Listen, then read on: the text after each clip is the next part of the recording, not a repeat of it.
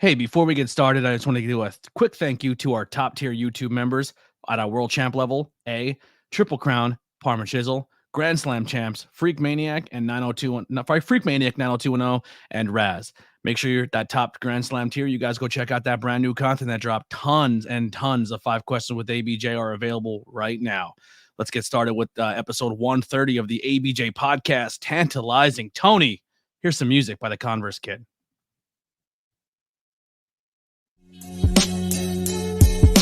This is a Ben Frank Connection presentation.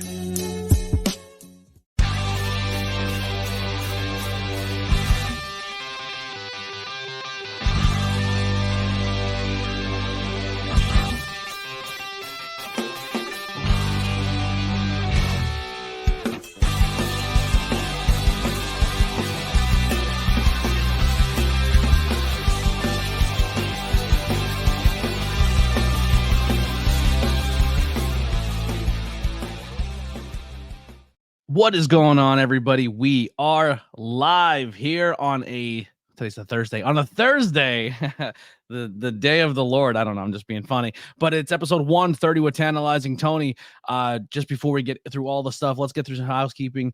Tonight's episode was supposed to be Harleen Lopez. We were supposed to do a review of the movie Saw.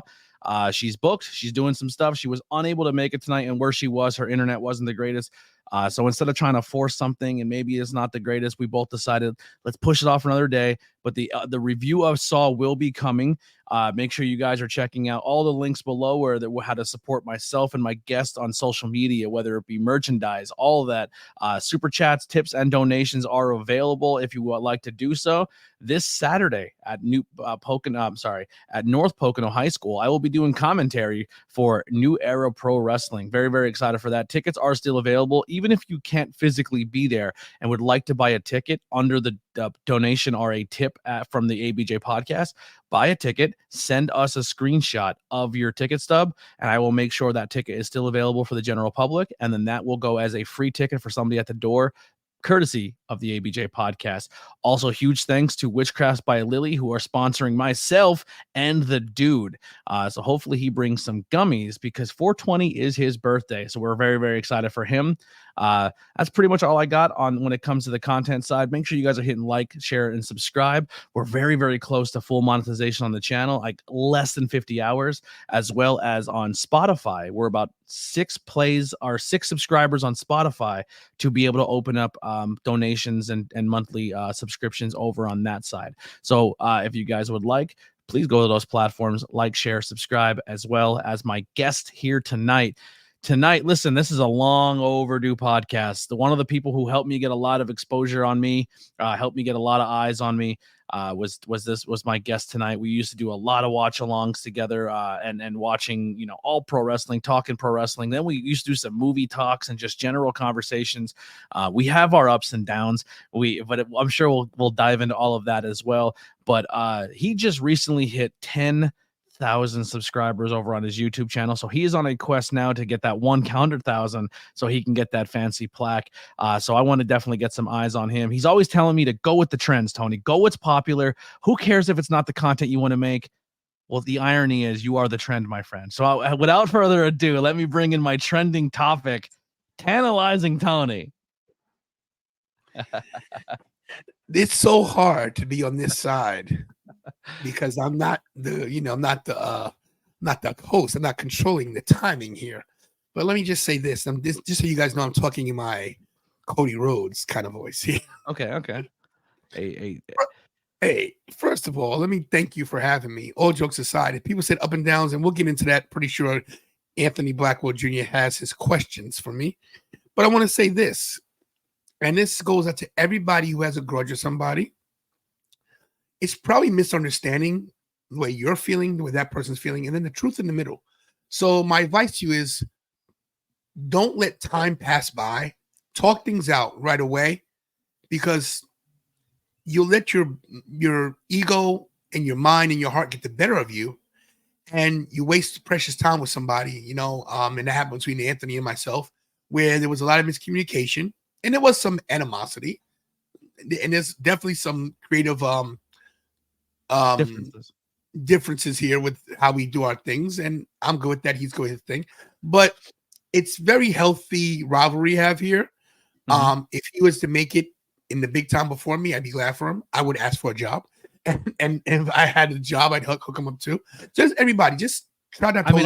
I'd pay Kira enough that she can take care of you as well. There it is. There it is. You know.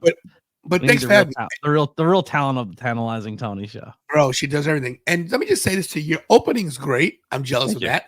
And the way you open it up and bring everybody in, let me bring my guests and blah, blah. I'm very upset I don't have that gift. So kudos to you. Yeah. But yeah, so you are a content creator, over on the YouTube side of things. You like to watch pro wrestling. It kind of, we'll kind of take this journey in a minute. I don't want to bury the lead too much, but we met through that space. I believe you were live one day, and I think I was in the chat, and I was like, hey, I'm also a content creator. And you're like, well, you want to join? And then we somehow got each other to get a link to each other, and you brought me in, and you liked my gravitas, as you like to say. And that is a Richie. That is a true. I have to give him credit. That is a triple R colloquialism. Gravitas. That's his word. So yeah.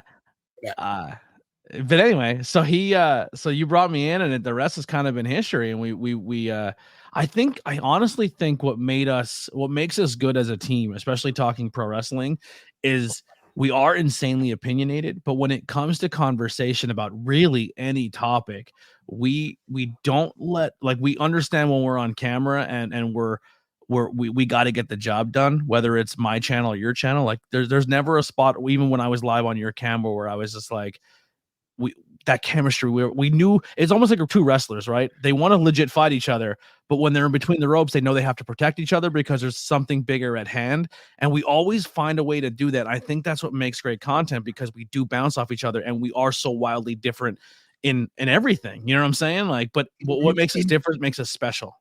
You know what's so crazy about that is that we are actually Sean and Brett. Yeah, 100%. Yeah, because I'm a Brett guy and you're a Sean guy, and we're literally like that. Because Brett is because he's old school. He wants things done he thinks everything should be his way, and Sean's like, bro, we're not going at that route. We're going to try this way, and blah, blah, blah, let the cards fall where they may, and whatever. And I'm more like you better respect me. I want respect, but Brett doesn't want to give respect unless he gets a lot first. Yeah. And that's a lot, that's like me. I have an ego like Brett. I'm not gonna lie.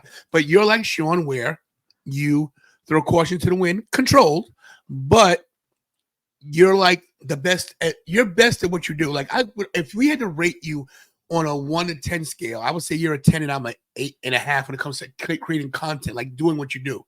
Now, when it comes to charisma and, of course, good looks, I get a 20. I'm just saying. Absolutely. Yeah, definitely. No, but we do complement each other because of the very healthy rivalry. But the rivalry isn't a bad thing because it pushes me to do better. So, yeah, it's definitely we take the energy of the rivalry, and it I never had on my end, I never had negativity when it came to, you getting numbers and success. Like there's times where I'm like, man, if like maybe I don't not that when I say this, I'm not saying that you made me want to quit, but like I used to get frustrated at that style of content because I was like, man, it's such an easy grab. Like almost like the stupid artist, right? Like anyone can just put a white painting on the wall and sell it for $8 million. And then you work your ass off on something else. And it's just like $2. And you're like, why is my art not catching? You know what I mean? Like, but I had to learn that like there's two sides of that coin when it comes to art, right? Like there's the art that's universally liked by everybody, and there's leaning into that style of art to make your money and be an artist. But then there's artists who also like they have to realize that like even though it's not the general idea of art, it's going to be art to somebody, but probably a lot less than the mainstream art, and that's where we kind of have that difference. No, I agree with you 100%. It's that we have a give and take thing too. Like, I will say one thing. This is derogatory to us, Anthony. Anthony gets on a tangent. He will not shut up. He would. Oh yeah, 100%.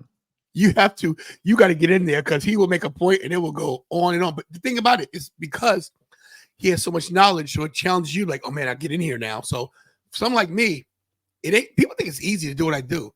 It's not. It's not easy being Tantalizing Tony. It's not. It's I have a lot of pressure on me. Like, you guys would be shocked on how much pressure it is to be me all the time. Yeah. I go to shows and I don't really go hard in the paint when it goes to outward energy, if that makes sense. Where it's like you're very animated, you yell, you scream, you get everyone's attention, and that's insane to me because I do less than that and I don't do any of that. I'm more of like I put so much of my emotion in, which is almost I put as much emotion into and like internal thought and energy into myself as you do your external. And then after like WrestleMania week, bro, that took me almost like 8 days to get like good again. Like I was like a day or two after a wrestling show, I go into a fog. But I also learned a lot when like was my speaking and stuff is definitely catered to my ADHD and ADD that I'm learning more about as I get older, because it's a situation where I want to make sense, but I over explain to make sense, if that makes sense. It does. You should A know lot of sense being said here. Guys, if you're watching me right now, I am sharing this with every group I belong to. I belong to like 45 groups, so I'm hitting share them live now. Because you do it live, they all, some people jump in. I'm so much of a control freak. I kept clicking the chat to try to pop up. Yeah. I'm not in control of this. I don't really put a lot of chats up until the question extra comes, because I do keep the structure of the podcast, and most podcasts don't read a live chat the entire time, because like if someone's in their car listening and they weren't here live, it's a completely different experience depending on how that's my visual aspect to it. Like podcast but yeah, so when you started in the wrestling business, wanting to be in the business, you were a super fan. You made sure you were at every single show. It's almost like that situation, like what came first, the chicken or the egg, right? So for you, was it like did the fandom and the way to make content come at the same time? Or not to make content, the fandom and wanting to be in the business, did that happen at the same time? Or was like, how did that balance come? It's so crazy because I was not a wrestling fan as a kid until my uncle Andy, who is now passed away 40 years, took me to my first match as a kid.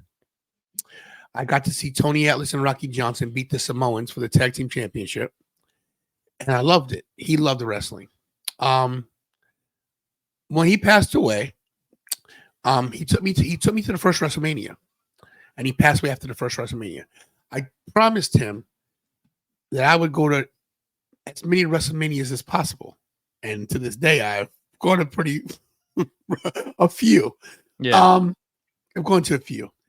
But I never wanted to be in the business. Like I always thought I could wrestle, but I never really knew how to go about doing it. There was no wrestling schools where I'm from Brooklyn, bro. I didn't know about Johnny Rods and all that. I didn't know. The internet wasn't around. So I got lucky at I went to Monday Night Raw, the first Raw, in 1993, January of 93, at the Manhattan Center. And I bumped into some guys from Long Island, Paul Loria, Kevin Flynn, Mike Norman, Craig Boscia, a few more guys, Mike Devaney, Robert Franklin came onto that later, Showtime Boscia. And it was the weirdest thing. They'd see me at the arena. I was sitting front row, going crazy, doing my shtick, because I could always talk like Macho Man Randy Savage, so I would do it for everybody. And they met me outside. They said, "Hey, bro, you want to learn how to wrestle?" I was like, "Sure." We have a ring in our backyard. I didn't know they had backyard wrestling. I didn't even know what that was. I never heard of it. And I was like, "Sure." They said, "Well, what's your wrestling name going to be?" I was like, "What? I need a name right now?" "Yeah, what's your wrestling name?" So we're in Penn Station, and back in the day, Penn Station, you had these little stands where right now they have kiosks, but they used to be stands back in the day, back in the 90s when I was a kid. And there was a perfume stand, and there was a bottle of perfume, and it said, "Ode de Tantalizing." And I said, "I'm Tantalizing Tony." And Tantalizing Tony was born that day in January 93. And I went to Long Island. And from that point on, they, Mikey Ripwreck, of course, was one of those other people that was there. They trained me how to wrestle in a couple months. I was athletic. I played football, so I was athletic. I bumped, and it wasn't like a real mat. It was like tight mattresses, so it was softer bumps, so you could do it. And I was actually good. I could talk, and I always loved the wrestling. I always loved wrestling. Loved it. I was at, Raw's in '93, but I was at the first WrestleMania. I was at the first SummerSlam. I was at a lot of things, and I just fell in love with it. And when I realized, wait a minute, I could do this. This is my way in, So I always thought that it's just tough because I'm just looking back now. I'm trying to relive what was that day. I don't remember the exact day, but I always knew I could talk because where I'm from Brooklyn. I have a mouth. I always knew I could do something in wrestling if I ever had a shot, but there was just not a lot of opportunities. So, but I've always been in love with the business. I hope this is answering the question. I'm all over the place. Yeah, you're good. I've always been in love with the business. I always thought I was better than a lot of people I saw. I mean, the 90s was rough with Duke the Dumpster Drosy and Manitou. I was like, these guys are terrible. Like, what are you kidding? They're big. They're huge. They're dudes. huge. They're huge dudes. But I don't know why I love this business so much. I guess it is my uncle because I didn't have a father growing up. I never had a dad. My dad was a mess. Never knew him. Met him twice my whole life. And my uncle was my father figure. So I think because he loved wrestling so much, I think it just passed over to me. And at 56 years old, I'm still the biggest wrestling fan. Before I'm anything, before I'm Tantalizing Tony, before I'm a content creator, before I love wrestling. I love the stories. I love that I'm a soap opera guy too. I love that I'm a big Dynasty fan and a big All My Children fan. And I don't think I've ever seen those. Anyway, my mom growing up was the Days of Our Lives. Okay, and so same thing. What was the no, it was more like it was a paranormal. It had a lot of paranormal elements. Oh, Dark Shadows. No. It was still like a Days of Our Lives, but there was like a talking doll at one point. Passions. Okay, yeah. It was passion. So I like soap operas. I've always liked soap operas for some reason. I always have. And to me, wrestling is a soap opera. It's just ongoing. If you look at General Hospital, it's been going on 55 years. It will not stop. Wrestling is every week, 52 weeks a year. It doesn't stop. There's no off season, and I had no off switch. So that's why I love it so much. Yeah, no. Honestly, probably the reason why my mom was so accepting of me watching wrestling, because she was kind of into it as well. My dad was into it at one point, but definitely come from parents who were soap opera fans. Like my dad watched soap operas too.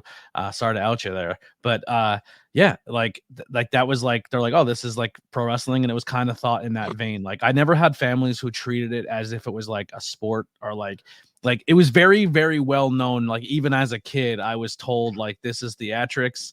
And like here's the NFL, NBA, and then this is pro wrestling, and it's different. So like even as a kid, I was kind of always smartened up, but it didn't deter me, if that makes sense. The only time it ever got me though, and I've said this before on the podcast, is when the snake bit Macho Man, because as a kid I knew, that was a cobra and that was a venomous snake, and commentary did such a good job of reiterating that, and then like him being bit was a big deal. Like he can die, you know what I mean? Like, and as a kid I was like, oh, that's like Jake's the first guy to make me think this guy's probably going off script or something, you know what I mean? Like he got me.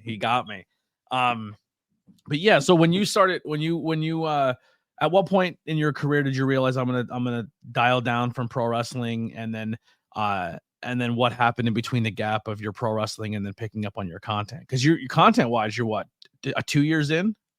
2 years in. Yeah. There's a long stretch of me not doing anything. Absolutely, yeah.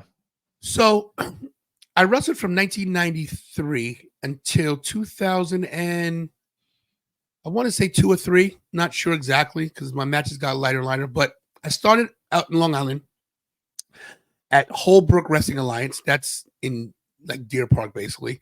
And they changed over to Hardcore Wrestling Alliance, which is part of the reason why NYWC even exists today.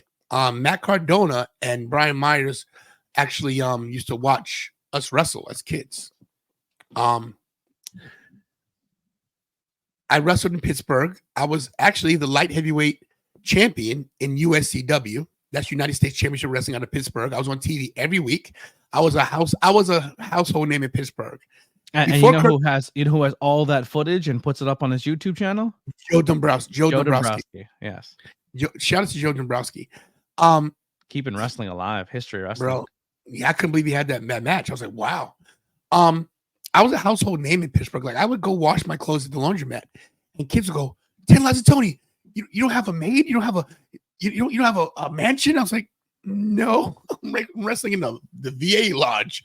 But I was really popular in a city called Cannonsburg, PA, which is a suburb of Pittsburgh, where a lot of people, I used to do public speaking because of my wrestling.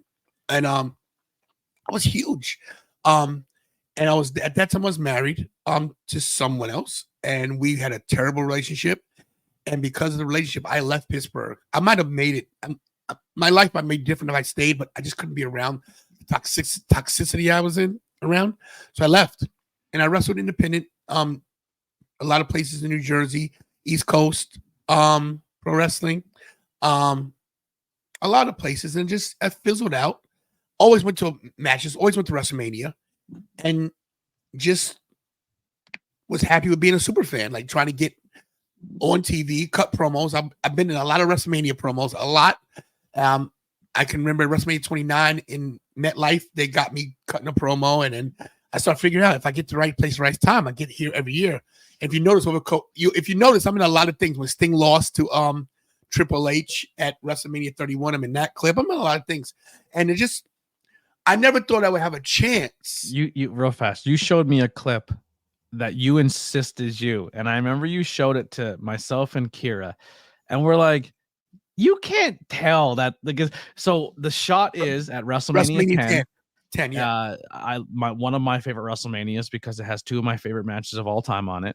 It has, which is funny because I'm not a Brett guy, but it has Brett versus Owen, and it has Shawn and Razor ladder match. But there's a shot which is kind of odd for pro wrestling to do. They would do it a little bit back in the day, and then they got away from almost altogether unless it was a big event. But they put a camera up in the crowd, up in the very, very top level. They do it a lot of hockey games and stuff because they want to get that huge crowd environment. But it was a panning shot of the audience, and there's a guy who just stands up, and it's not because of your complexion. It's because the way it's lit, it's a blackout thing. So all you see is just shadows of anybody anyway. And then a shadow stands up holding a belt, and you're like, that's me. And we're like, anyone could take credit for that. It was me. It was me. I remember the exact time because my friend Mike Norman makes replicas. He made them in the 90s before anybody did replicas. That's how I know it's me, because I had the IC title in my hand.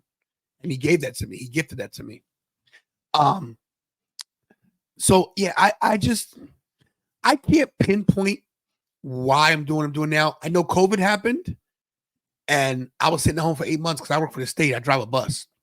And I'm like, I had tried once before and quit. Because I thought, I'm so great. I'm so charismatic.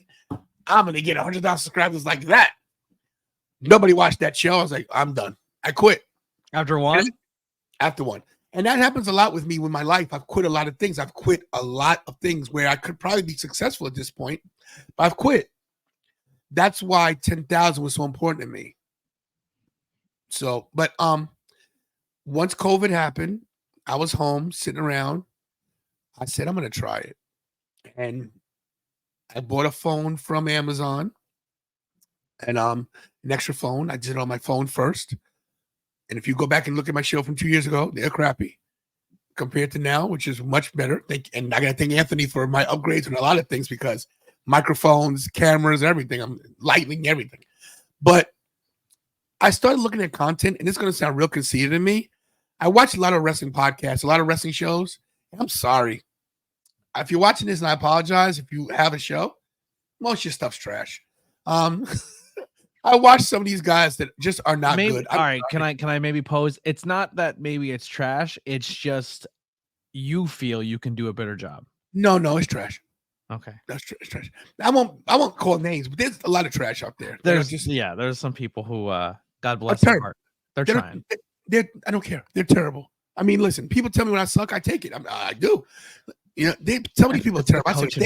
That's the coach in me, man. I see a kid on my team who can't kick a ball, and then I'm like, by the end of the year, he's gonna be one of my best players in the team, and I always get it done. You know what I mean? But it's hard. You know what I mean? Forget that. I don't care. I don't care who I offend at this point. I'm 56 years old. I've paid my dues at this point. I don't care who. You know, look, there's a lot of content creators there who are terrible. I was one of them. Yeah, that's the thing too. You have to be able to look at yourself in any aspect or any form, especially if you want to get entertainment or you want to get art or even the wrestling business, and you have to self-reflect sometimes. And sometimes that's hard because sometimes you were like me, who self-reflects too hard and doesn't realize that you are talented and won't listen to anyone who tells you. You know what I'm saying?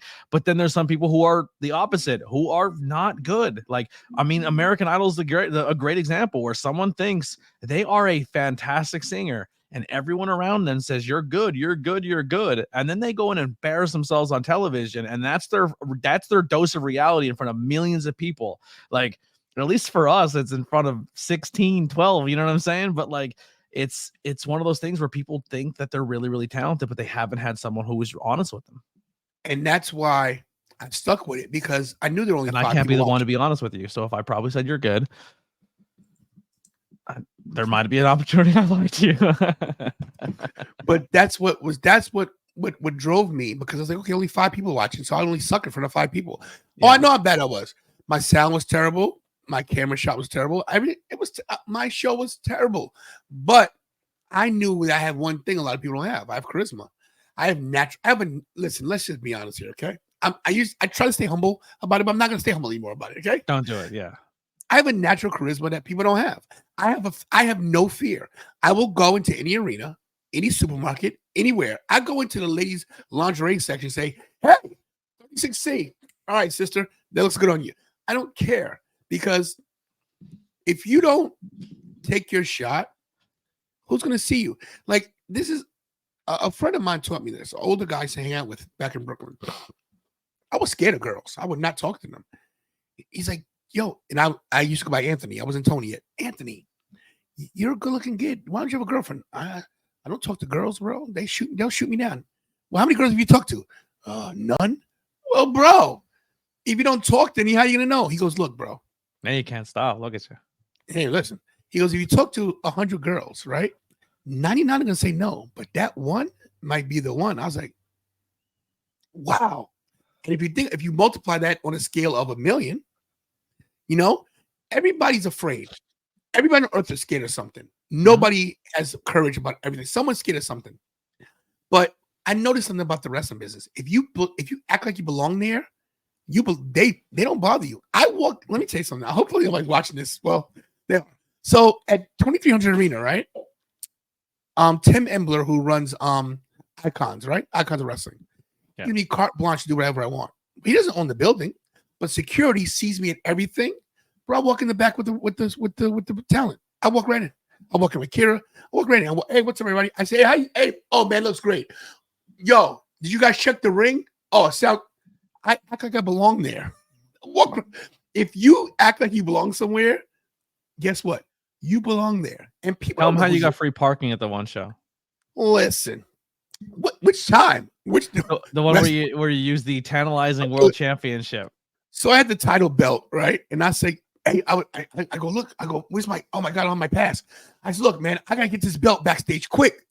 They need it for tonight. They're like, oh, you part of the show? Yeah, man, it's the world title. I gotta get it there. Go on, man, go through. Drive me right through. Bro, I always have a gimmick. I always have listen, you gotta have an angle in this world. If you don't have one, you're just left behind. You gotta look, Paul Heyman used to sneak into the Garden as a photographer. He wasn't a photographer. He's just some kid. And I look at Paul Heyman. He's a Hall of Famer. He act like he belonged there, and he rubbed elbows with people. And now look at him today. So I don't. Adam says I act like I belong to ABJ chat. Well, you do belong here. Everyone belongs here, yeah. And hello to everybody in the chat. I know this is a podcast room, but hi to everybody. And hello to my daughter Lucy. I love you, Jasmine. Yeet. But yeah, I just feel like you gotta shoot your shot and not be afraid. Because look, this is the way I look at it. I don't go home with these people. If someone slams door on my face, I'm gonna see them tomorrow. You know, well, I live with these jabronis. But just no, I'm just saying back in the day, you might have went home with a couple people. Yeah. Hey now. Tony's got like 700 kids. It's not. Listen, there's a very. Here's the thing, guys. Everybody gives me a hard time, and I'm going to tell you guys a little story real quick. So, everybody, Anthony, all my friends, they say, "Oh, you got so many kids." So, back in the day, guys, there were families that would have 9, 10, 11 kids. Okay. Oh, I come from one. I come from my mom's side is like 9 or 8 or something. There it is. Yeah. So, I have a few children. Okay, I will name them for you. Okay, I have Anthony. You got a roster. I have a roster. You have a basketball team and subs. There's kids that you guys don't know about because we are estranged. Some I've never done on this show ever, even on my own show. There's Anthony, Terrell, Justin, Kyla, Bobby, Kira, Mike, and there's another one, Hallie. There's another kid out there. I don't know about that one. Yeah, Breaking news. Listen, there's a part of my life. There's like a window in my life I don't speak about because it's very dark and it's very Everyone goes through it. I'm probably in mine right now. So I don't lie, but I leave stuff out. Yeah, and there's a reason for it. Business. Other people will be hurt if I mention other people, so that's why I don't do it. But that's understandable. I have a few kids, and I have 4 grandchildren. And here's the thing, guys. I have a lot of kids, but if you ask my children what kind of dad I am, they'll tell you I'm probably the best dad they ever had. I've never been in child support court, not once. No woman has ever taken me to child support court ever because there's no need. I take care of my kids. So I have a few. I have a basketball team and some reserves, but it's cool. Yeah. So when you first started doing the content, if people go back once again and they watch some of your old content, you were a bigger dude, much bigger dude. 400 pounds. 400 bills. You were rocking Big Show weight. 400. And now at about what, 5'10"? What? 5'7". I gave you a little bit. Thanks, bro. I appreciate it. I should have said 5. No, 5'7" at 400 pounds, like a giant Humpty Dumpty. So when you started your content, because that's the thing. Like when I first started, I actually probably gained weight because I was not eating great. I was putting a lot of, I don't know the time or the schedule you were putting in, if you were doing the same then as you are now, but like, how are you able to maintain the content aspect, the weight loss prospect, your job, and also a larger family? Like that's bonkers to me. So here's what happened. I was already gaining weight before COVID happened. I had a back injury, non-wrestling related. I fell out of a window in 2006 and broke a bone in my back. I mean, let me tell you, I was in great shape my entire life, even into my 40s. I was fit. Broke a bone in my back, and it's just harder to move around, harder to work out. I became a bus driver in 2006. Right after I started healing, I became a bus driver out here in Delaware. And what do you do on the bus all day? You sit and you eat, and you sit and you eat. And you really don't know how much weight you're gaining and next thing you know, I can't breathe walking up the stairs. I'm like, my God. COVID comes, depression, not working, home in the house all day, can't do anything. That's why I started doing YouTube as like an outlet to talk to other people. But I saw myself on camera and my face was the circles under my eyes were so dark, and my neck and my jaw and my jowls, it was like my head was like this size of a giant boulder. I was like, what the hell? Me and Kira did a TikTok when TikTok first came out of and Kira's my daughter, everybody. She's my producer. She's 19. We're all in this together from High School Musical. We're all in, and I could see how big I was when I tried to spin. I took with the whole camera. I was like, no. I was like, no way. I got to do something. Went to the doctor. The doctor told me, you're going to die. He goes, you're going to stroke out and die any day. I said, get out of here. Went home that night, went to sleep. I woke up choking because I couldn't breathe. Call that doctor next day. I want to get gastric sleeve surgery. And I committed myself to do it while I was still doing my content. It was tough. It was scary. I had no support from my family at that time. My kids really they couldn't understand. And their mom and I were not doing good. That's a very weird relationship that we have. But she was just checked out, and I had nobody. The thing is, one of the things I actually learned about people who go through massive weight loss or weight loss surgery, they said it's like a 80% chance of divorce. Like when one person in the relationship loses a large amount of weight in one time. And it's not because like they're losing weight because they want to go and leave that person. It's just the stress that it causes on everyone around you, and the person going through it is a lot. And it changes dynamics. It changes because like when you're in a relationship, you're used to seeing somebody a certain way. Like there's a lot of mental aspect to like large weight loss and relationship problems. Yeah, well, me and her weren't even you can't even see we were in a relationship, right? It just wasn't even that. We cohabitated basically. Yeah. So it was like, and I'm not gonna say. Listen, I will say this about my kid's mom, Trevina. She's a good woman. Loves her children. Loved me too. It's just that some people don't deal with things the way you want to deal with them, and that might have been on me. Like it's my journey. You can't expect people to be on the same journey as you and to help you. It wasn't her that got fat; it was me. So I basically, it was either, like they say in the Shawshank Redemption, get busy living or get busy dying. And I wanted to live. I got a little guy, and that's what really changed it for me, because he said, "Dad, let's go run." And I couldn't go run with him. I couldn't run. I couldn't do anything. I couldn't play with him. I couldn't run. I couldn't even bend down and pick him up. And it hurt me bad. Like it hit me like, wow. Like with Bobby's down 22. I ran with him, played ball with him, did stuff with him. Couldn't do anything with Mike. And I said, I got to get healthy.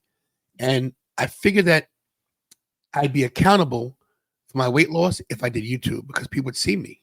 Yeah. So I used that as like a motivation. So I got my surgery May 21st of 2021, almost 3 years.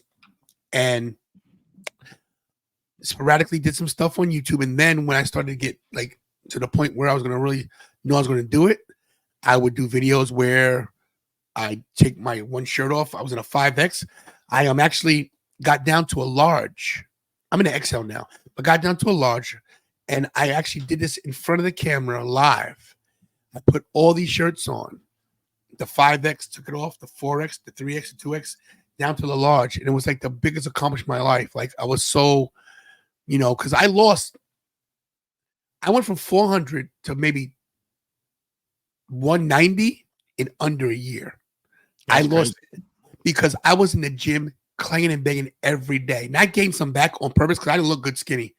I'm at 240 right now. I want to get down to maybe 220 and I'll be happy. But YouTube kept me accountable, because if I'm going to do this journey, show people, I got to produce. Because people tell you, oh, you're still fat. There's people in my life tell me, oh, you're fat. You got a big butt. Okay, I know. You know what gets me as well too, and this is not me trying to be mean, but like I look at like the people who are on top when it comes to like interviews and personalities on TV and getting opportunities, and like I'm not trying to be mean, but we're in a body image. Like you can't be a overweight dude, not clean kept, at least something, without having a little bit of attraction to you to get on a camera. Like they're not going to take some basement dweller dude who's on YouTube talking wrestling and give you an opportunity. And some people probably won't take you serious because you're low. And listen, I'm still struggling with my weight, like trying to get down a little bit. It's not, listen, I'm 56. It is not easy to lose 20 pounds. It's not, because I don't have time to work out every day. I have a family. I've got my channel. I got to sleep. I have a job, but what I can do. I had a trainer working with Say from Team Swell. I stopped working for a little while. I'll be back with him soon, but I'm still, as you can see, maintaining. I got little traps right there. I'm very proud of my traps. Yeah. I'm trying to get rid of the man boobs. It's not, it's not easy, but that's why I wear black a lot. White, bold choice. I like it. Listen, I went for it. I got little guns. I'm trying to be accountable. It's not easy. But I'm here, bro. I'm here. I'm here trying to do this job we have. This is a job. It is hard work. whether it pays or not for some people. It's a job. Now you do this and you start doing the content, Lou and the weight loss, and the entire time you're essentially making content with your family, and you're bringing, Jasmine on at certain points, and Bobby and Kira. Now, how has that impacted the family, whether it came to like your hard times of all of kind of going through the content aspect of things, and then now as a family being proud that you all hit 10K together? Because even though it is your name and this is your channel, it is 1000% a team effort in that household. Yeah, it is. And you said hard times. Speaking of hard times, so Kira was tricked into doing this. I tricked her. So I told this story last week on my show, or maybe in your show when we were talking about everything. But let me just tell you real quick what I did. There's a show called Glee that Kira loves, and Glee is a story about, of course, a Glee club. And Corey Monteith, who played Finn Hudson on the show, was a star quarterback. Mr. Schuster, who is the Glee teacher, the music teacher, tricked him. He planted drugs on him so he could on Glee. On Glee, he planted drugs on him so that he could blackmail him into being on the Glee squad. Wow. He goes, I won't tell, and you can stay on the football team if you join the Glee club. Because he wanted your ass off. Yeah, you got to dance and sing, you son of a. But he wanted people to see Finn, the high school quarterback, the star, singing, so people be drawn to the Glee club. So I used that. Since Kira loves Glee, I said, you know what? You planted drugs on your kid? Almost, no. But I tricked her. I tricked her. Kira is the most clean cut person. I know. I can't even get her to curse, even when you get her mad. I kicked her once. She wouldn't budge. She will not curse. She won't. She gets mad though, but she won't curse. But I tricked her. I said, Kira, listen, I just need help for a day or two. I can't see well up my right eye. I just need you to do the chat for me. And then it was a week. Then a week later, I said, Kira, I gotta go to the bathroom. Kira, just go on screen real quick. So I'll be right back. And then little by little, I got her in front of the camera. And I tricked her. Next thing you know, she starts really paying attention to what's going on, and she started liking it. So I tricked her. And it's funny because, like, I think like when I first joined, she watched wrestling. I don't think she gave really she didn't care too much about it. Like, because I remember like at certain times, some people in the chat used to be like, yo, this girl, like everyone she'd fill in, like she wouldn't read it. I don't think it would bother her, but they would say stuff like no knowledge. She doesn't know what she's talking about. Like, how is this a wrestling channel? And like, unless she was awesome at hiding it, but she never looked fazed by it. And then maybe another interview for another day, we have Kira on, but like, now she's hosting pay-per-view watch-alongs, but she did like a 6-hour stream one time and didn't care about wrestling for that most of that stream. She did it because she was being a team player for her dad. Like my early days of wrestling, like she was into it, but she wasn't. Now, compared to when I first met you to where Kira is now as a wrestling fan, it is a huge difference. Huge difference. But yeah, so like, that's my favorite aspect of your content and you guys is just like that bonding aspect. You know what I mean? Like, especially because I know some stuff behind the scenes as well that I won't get into, but like, where like you have a falling out or you have a disagreement or you don't see the same things the same way. And we know that off camera, but on camera, like your love for this weird business of professional wrestling. That's why people say like, I don't get how you like pro wrestling. Like pro wrestling's stupid. It's this. When you're into anything, it could be anything. It could be Harry Potter. It could be hats. It could be t-shirts. It could be anything. If you find a common love with something, or if that one thing or piece of art makes you feel to a point where it becomes more than just the art, like pro wrestling, like has changed your family's life. Like it's weird to think about. Yeah, it's crazy because here's the thing. She always watched it casually. Mm-hmm. She watched the major pay-per-views. She's been to WrestleManias. She her first WrestleMania was 27. They know I love wrestling, so they've been to Manias, but she wasn't into it like that. Like she loves certain things. But I'll tell you this, and this goes for Bobby Big Bucks, who's just left, and Michael as well, and also Jasmine. My plan. This is part of my plan. Believe it or not. I don't want to sound like, this was the whole major plan, but it was to try to get us closer to do something together because I'm not the kind of dad. Look, I go to everything. I go to the recitals. I go to the games. I'm that dad. I go to the choruses. I do that. But they never got to see what I did wrestling. They never seen my match in person. They've never seen me in the ring, other than working out in the ring, running the ropes, taking bumps. So I figured that this was a way for them to see my passion, and they could understand me better. And I think that once Kira saw how much this meant to me, she's like, my dad never got his dreams to come true. And it's true, I haven't. My main thing was to show them that no matter how old you get, you can still make your dreams come true. You still can achieve your dreams. Them being in their 20s, Kira will be 20 in June, that they have so much of their life to make things happen. They can change the world still. So my plan was to, of course, listen, I want that plaque. I want that $100,000. I want that 100,000 subscriber plaque like you have no idea. Like It'd be 10,000. nice. I agree. It'd be cool to have it like sent. Oh my somewhere God. somewhere. You have no idea. People say you shouldn't, of course I'm not going to worship a false idol like they say, but it just would show everybody that, yo, you're wrong about me. Mm-hmm. A lot of people doubt me in my life, and people say you shouldn't care. That is such bull crap, because I have feelings. And people are like, oh, I don't care what they say. It hurts. It hurts when it comes from people that you're like, at the end of the day, anytime you're trying to do something, I'm sorry to cut you off, but if you agree, no.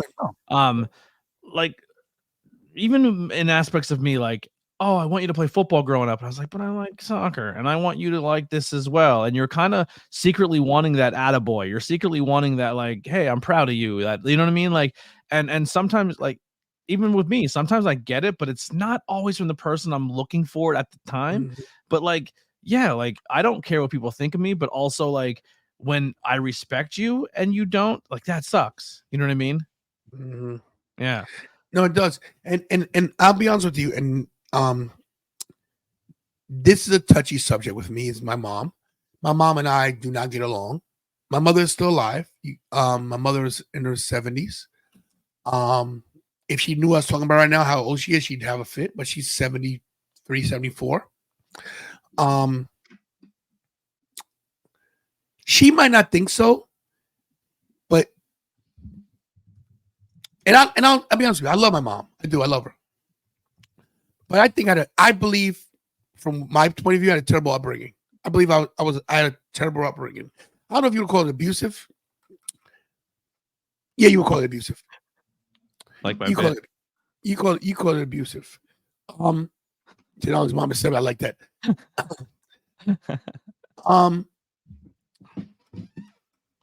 I always felt not having a father and not having a mother who seemed like she supported what I did. Like, I used to have to sneak to be in the football team. My mother was very strict.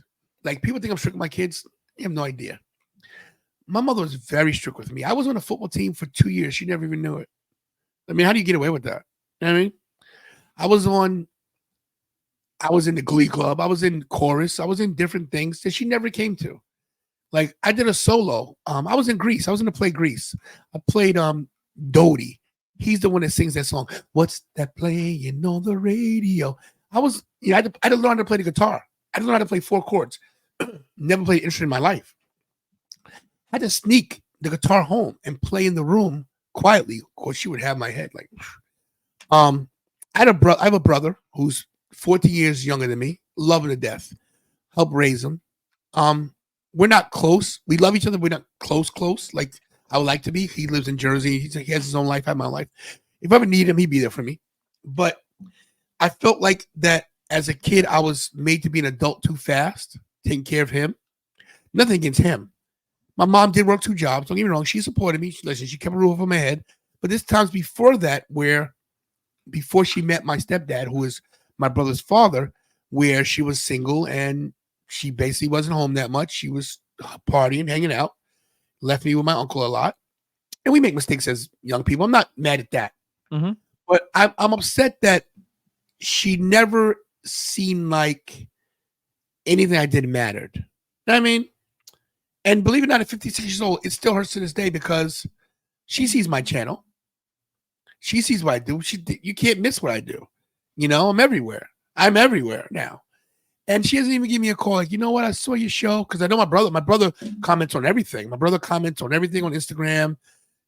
Talk to him. He called me on my birthday. Talked to me. He goes, oh, I saw you in Vegas. You're doing great. My mother's right in the house. It's right next to him. You think she would say, you know, good job. Like, just an attaboy. Never got that. And it affects me. It affects me to this day where that's why I'm obsessed with getting notoriety. I feel that if I had gotten the support that other people got, I'd have been IC champ. And I'm not being funny. I was a good enough mat wrestler, along with my ability to speak and my charisma, that could have been IC champion. I really believe it. I mean, there's been some IC champions that are low suspect. Let's be honest. There's some people in the ring right now that, you know, they're okay. In my prime in Pittsburgh, I was good. I wasn't doing no Hurricane Rollins and all that stuff, but I could tell a story in the ring. And I think they've given a chance. You know, I wish there was NXT when I was coming up. Jeez. You know, I tried out for Tough Enough 5 times, got to the final cut every time. I'm not a big guy. You know, I was never a muscle-bound guy. I'm not 6 feet tall. They're not going to pick a 5'7" normal guy unless he's a luchador. You know, I was a 5'7" mat wrestler, technical wrestler that looks like this. Did you try out when it was in WWE New York? Yeah. I met Eddie Guerrero there. Eddie Guerrero signed my WWF Stone Cold title there. And told me don't quit, you know? Crazy. Yeah. But I never felt like I had that support as a kid. And I think it drives me to this day.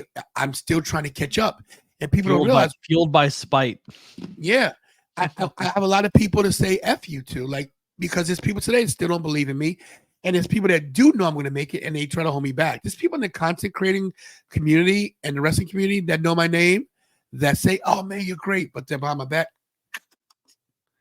I saw something at 2300 Arena where a guy looked me in my face. Oh my God, you're doing so great. And I was in the Army, and I was taught how to read lips. I'm looking at the guy, and he says, me and Kira are talking, and I can multitask. And the guy goes, I can't stand that effing Tantalizing Tony. He thinks he's so hot. Comes here and takes all the focus off of us in the room. This is a guy. This is a person who's established. I'm like, what? He fears Tantalizing Tony? Good.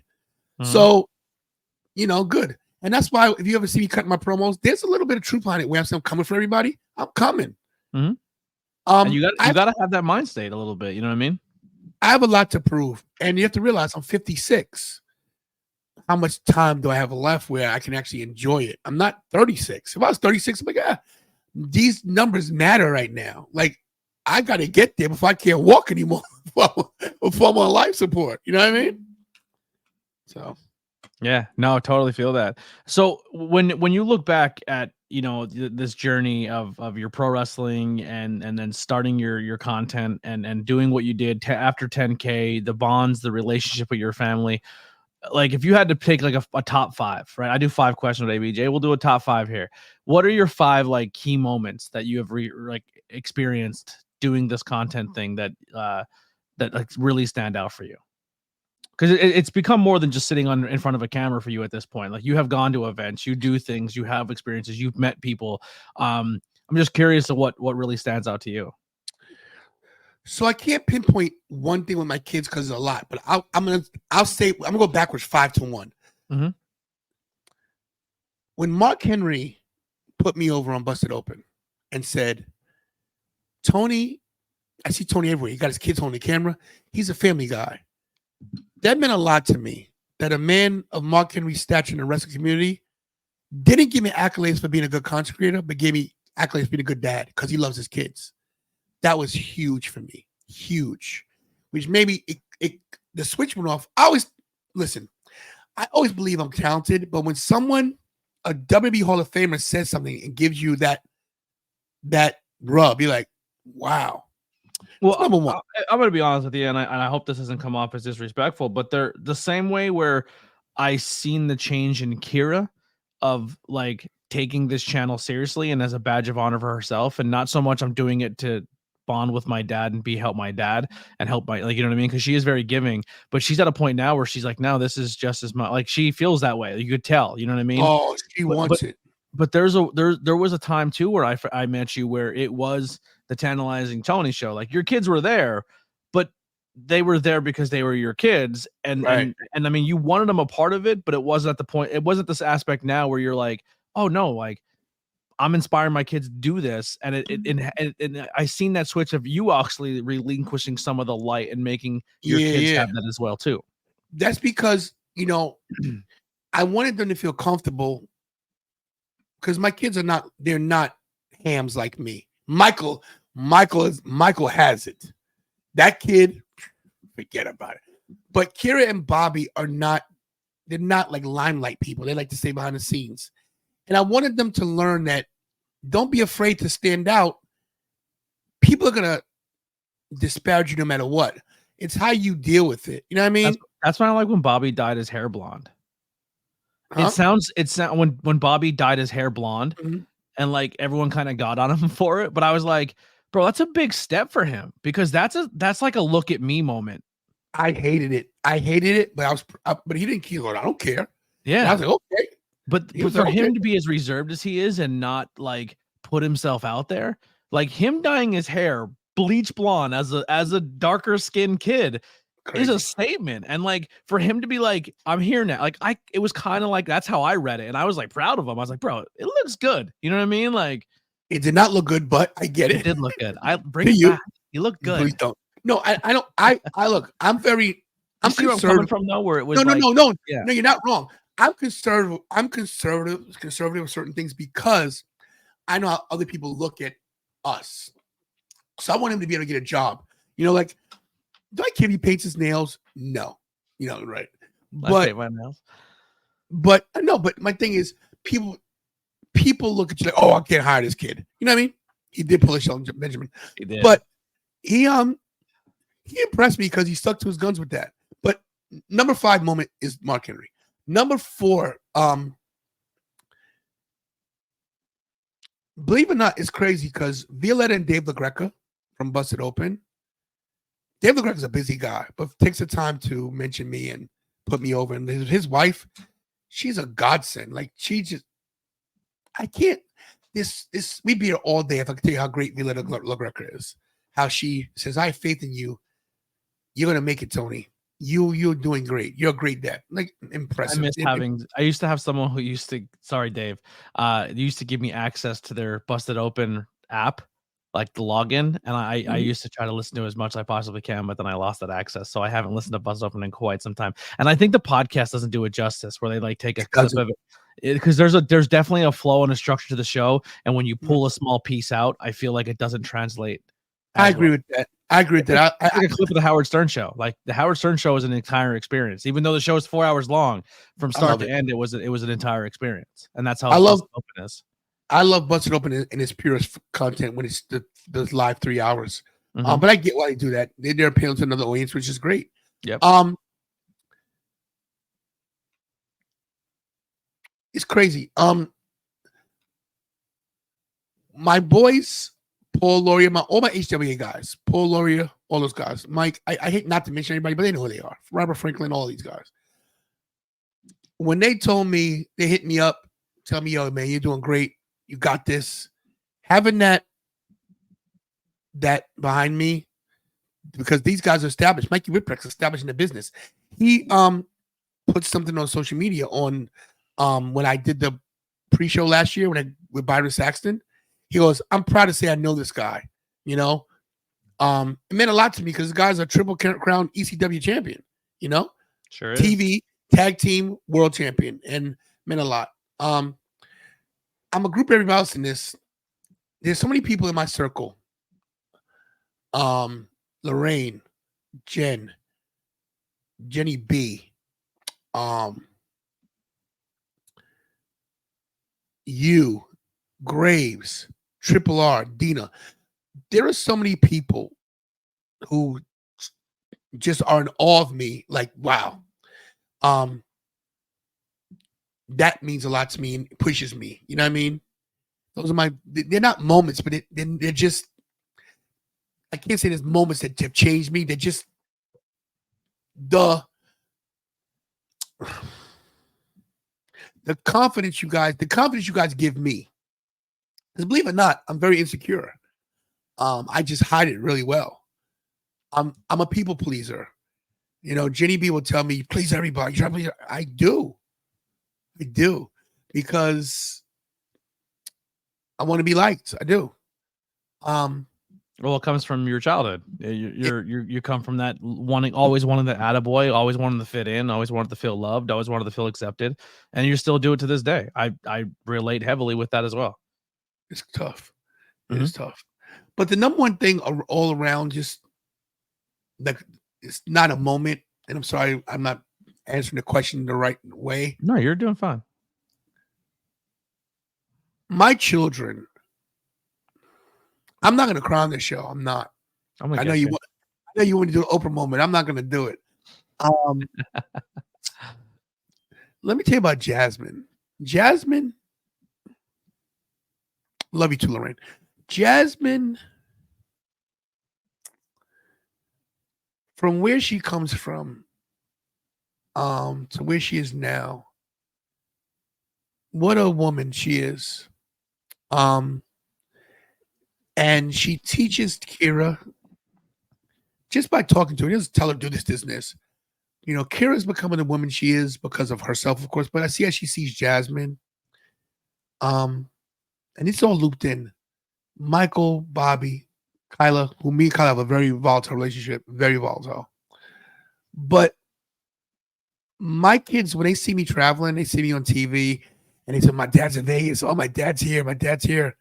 For them to hear, like, to hear them talk about me when they think I'm not listening, is the biggest form of gratitude, respect, honor I could ever ask for, because they admire me.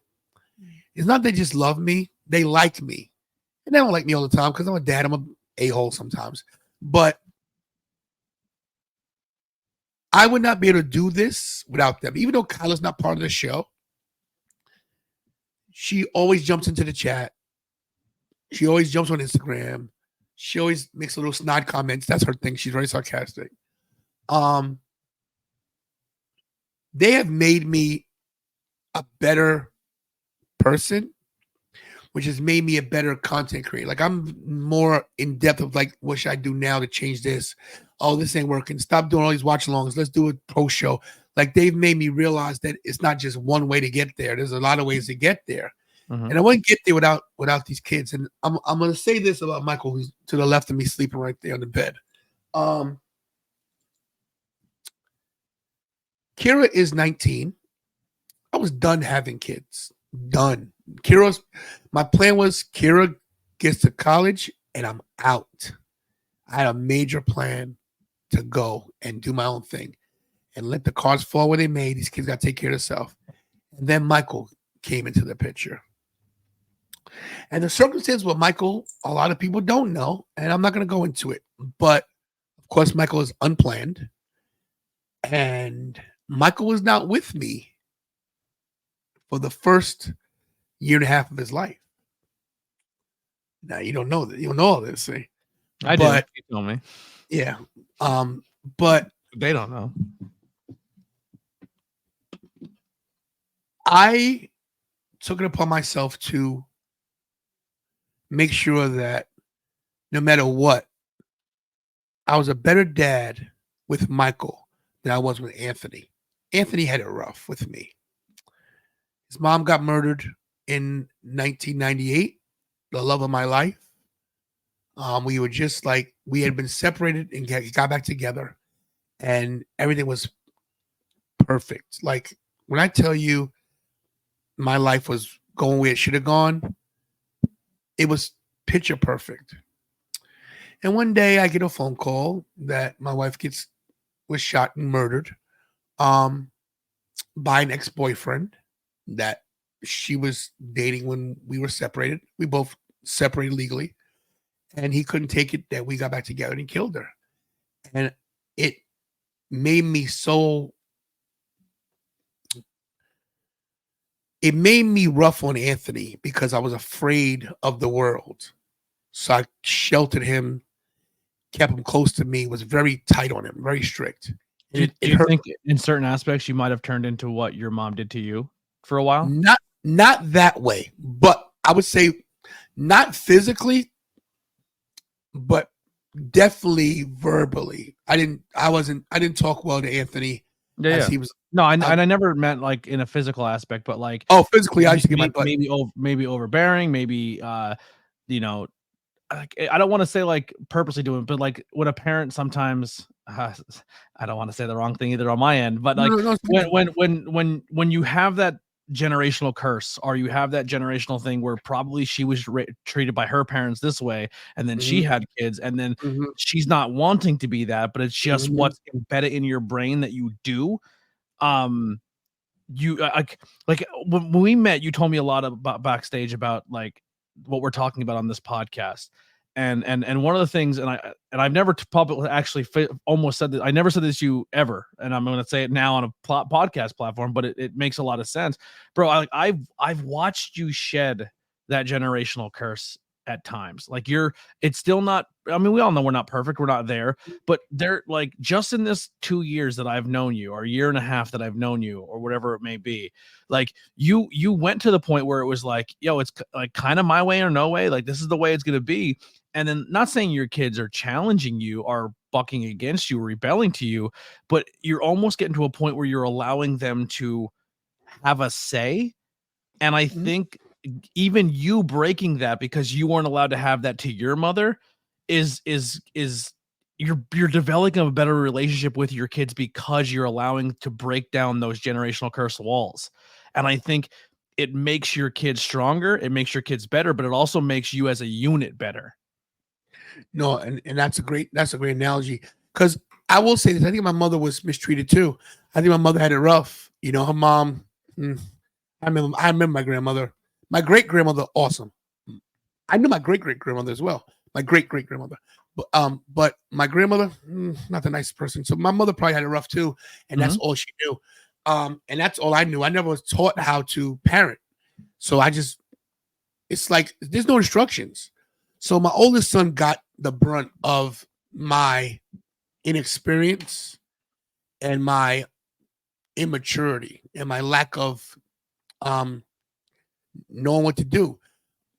But the fact that you could openly say that and say to him, hey, I wasn't amazing, and I screw up, and I screwed up a lot with you, and I'm so proud of you that the person you became, bro, that's breaking a generational curse, because a lot of parents have too much ego to say, I fucked my kid up. You know what I'm saying? Because they don't want to be like, I didn't do that. You know what I mean? Like, but for you to say that, that's a bold thing to do. And that's super helping to probably Anthony. And I'm not speaking for him, but like sometimes just someone openly saying, yo, I did you dirty and I'm sorry, but even though I did that to you, I'm giving you your roses. That's that on a mental scar healing, like those internal scars that you get from those moments. That's got to be so relieving. I think that, you know, you saw it because he was on my show, and I told my kids, and Anthony got the worst of it because I was, like I said, inexperienced, immature. But that he loves you, man. Like, you're a hero. Like, he did not mean that wasn't like bullshit. That was real. That came from a real place. It's crazy that he said it to me because I didn't realize he said I'm his hero, and it was meant a lot to me. But he definitely, when Anthony tells you guys, I was everything that these kids are doing, Anthony was with me at the Manhattan Center. He's been with me through a lot of things, but he taught me, and looking back on it in retrospect, what not to do with Mike. I think, you know, and even Anthony tells me, Dad, I love how you're with Michael. He doesn't say, oh, I wish you were that way, because love was never an issue in our house. Love that kid. I just was tough on him because I knew how the world was, and thank God it was tough on him, because listen, that guy right now is making $2,000 a week in Vegas, killing the game, has a son, has a beautiful home. Huh. He's doing better than me. So I did something right, you know? My kids overall are the reason why I do this. I want to hand this over to Mike. Like I want him to have the Magnificent Mikey show. I want him to get into business. He loves wrestling. He loves it. You know,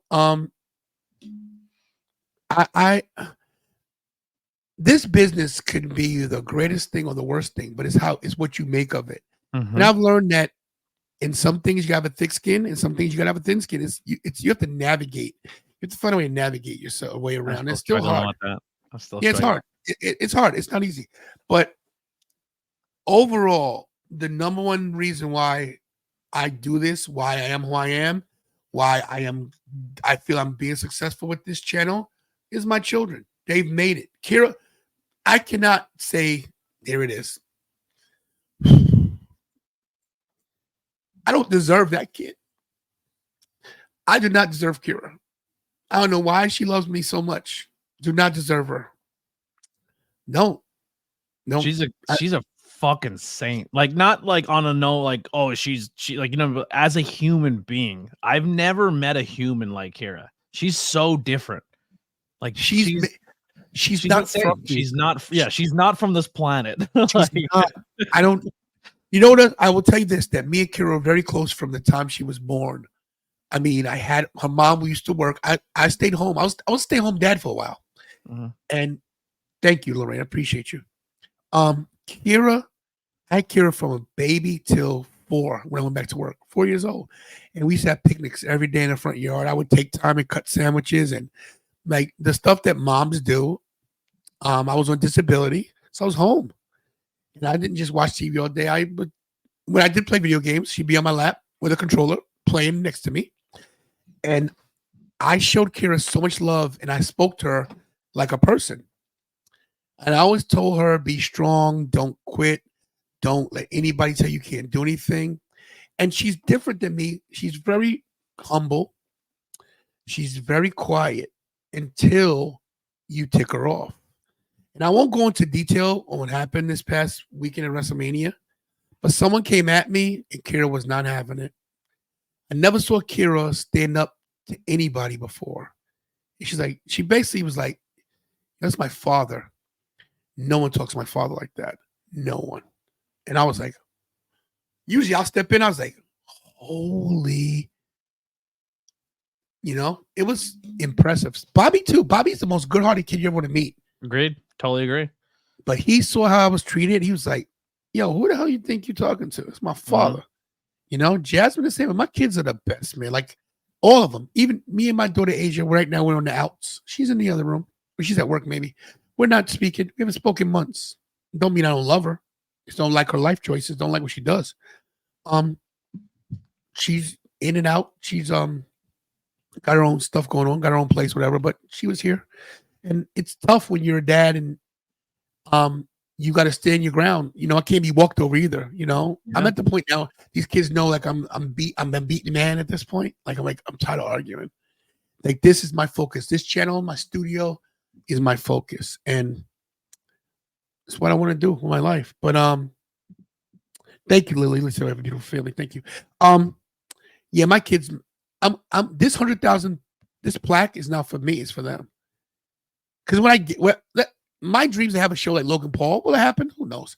Will I ever get on press row? Who knows? But that plaque is attainable. That's something I control. Mm-hmm. WWE doesn't control that. AEW doesn't control that. I control that by getting my numbers up, talking to people. Look, I got 1,100 subscribers in 28 days. I got 700 subscribers in 3 days. It's attainable. That plaque will sit on whatever shelf I have behind me. It will be here. And then once I get that, we go for a million. I'm not counting 20,000, 30,000. I'm not counting 90,000. When it gets to 9,900, when it gets to the 9,999, then, Do you know what I think would set your channel to a different level? What's that? So everything I watched of your Mania content that you have put out, when Mikey's handing cards out, and then Kira's handing cards out, and Bobby's handing cards out, everyone's like, it's subscribe to the Tantalizing Tony show. Come to the Tantalizing Tony show. And I love the fact that you are the spokesperson and you're the guy. But I really, really think your strength is in numbers. And I honestly, I think like the Tantalizing team is the way to go. They won't do it. I've been there already. I had to get her kicking and screaming to do the logo for Tantalizing the Tantalizing tag team. They but here's will the not. thing, personality wise, I think a lot of your kids don't want the spotlight because you've had it for so long. And now that you're willing to give it to them and them coming out of that shell as well, and also accepting, like you're all growing and learning this whole thing called life together. And honestly, I mean, I think it's a different game when Mikey walks up and goes, yo, subscribe to our, it's like the verbiage, right? It's that sense of pride. It's that sense of, it's ours too. Even with Jasmine, Jasmine's not physically in that house, but she takes pride in this show. Like she's in the chat, she gets on camera, she nails it, she's on point. Like she knows how to like conduct herself on camera and present herself. Like it's a Tantalizing team. You know what I'm saying? Like it's insane that it's become that. You know what I mean? And I think once like that, it's almost like the Avengers. Like it's that part of the movie where they're all really good by themselves, and when they realize like, bro, this is more than just us being amazing. Together, we're unstoppable. Like, I think the channel takes that next leap.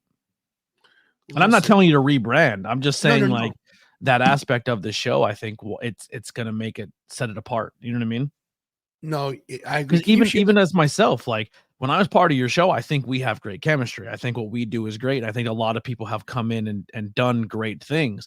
But I think the greatest chemistry your show's ever had is now. The fact that like you don't bring as many guests in, and it's Kira's holding the show down just as much as you. Bobby steps in, he's on point. Jasmine comes in, it's on point. Mikey comes in, and you don't even have to teach that kid what to say. Like you used to whisper in his ear, and he's like, please get out of here. I got you. Like it's a unit now, and it's unstoppable. Tony Schiavone, we're gonna put this up, and then that's the new logo. As you guys can see, that's Kira's title. So we changed a little bit. That's the Tantalizing tag team. That's the podcast. I have to get Kira kicking and screaming to do, but that's a new logo. I love it. Tony Schiavone gave Michael some advice because we saw him at WrestleCon, and he saw Michael with the microphone, and he comes over, and Michael has no idea what Tony Schiavone is. He goes, make sure when you're talking to people, you look right in their eye, you look at the camera, you look back in the eye, you make sure the camera's in their face, blah, blah. If you watch Michael's interviews with Mark Henry and Chris Van Vliet, you can see him doing what Tony Schiavone said. The kid's 6. Because it's not like a dance mom thing where it's a mom, like it's not a mom who are a dad putting his kid through football to vicariously live through your kid because you never lived your dreams. Like your kids are kind of like they were living vicariously through you, but now it's like I said, like everyone wants this. Like you've shown an aspect to them in a you know what I mean, that like, yeah, we're not just going to wrestling shows no more. Like we're going to events, like we're doing this, like, yo, if we get just as good as dad, we can do this too. Like it's cool. It's cool to see. People are asking us to come to like I don't like there's certain conventions. I don't pay for tables anymore. They ask me to come because they want my energy. I was asked like to come to a convention. Hey, we just want you to come here and be you. Yeah. We don't want you to just be you. I'm like, okay. Who are some of the unsung heroes in the Tantalizing Nation outside of the family? For me, who are my heroes? No, like unsung heroes, like people maybe behind the scenes. I think he's trying to ask, like, nobody. Okay, just I can give. I don't know how active they are now, but remember Syndro? What used to be really helpful. She's awesome. Syndro, no, Chrissy, the first lady, first lady. I can give you 3 women who have supported this channel in different ways. You kind of said those earlier. Yeah. Lorraine. Let me tell you about Lorraine real quick. Lorraine is the sweetest woman. She's been sick lately. She's getting better. She's better now.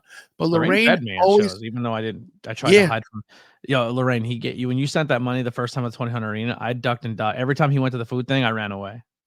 I'm so weird at accepting. I'm getting better though. I'm working on it.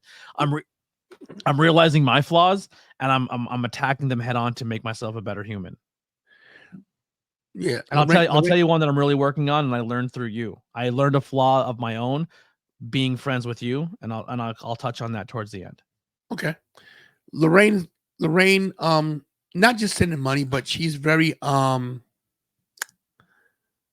supportive and very like she boosts your ego. Like she strokes my ego. Like she's like, that's number one. Jen, not Jenny B, Jen was in the shout time. Jen has been very supportive, super chat wise, just in aspects of you can do this. And Jenny B does not like notoriety at all. I know, I love it. But she doesn't boost my ego. She tells me when you're doing, hey, calm down. She keeps you in check. You're doing too much. Yeah. You don't point in your kid's face. That's disrespectful. Like she told me, I was talking to Livea in the video. She goes, you don't point in your kid's face. It's disrespectful. I was like, what? She's right. So Jenny B, she's a good friend. Not to mention, people don't know Boom Baby Jessica. Me and her go way back. Mm-hmm. We don't talk like we used to just because of life, but Boom Baby is somebody who when I need her, she's there. You know what I mean?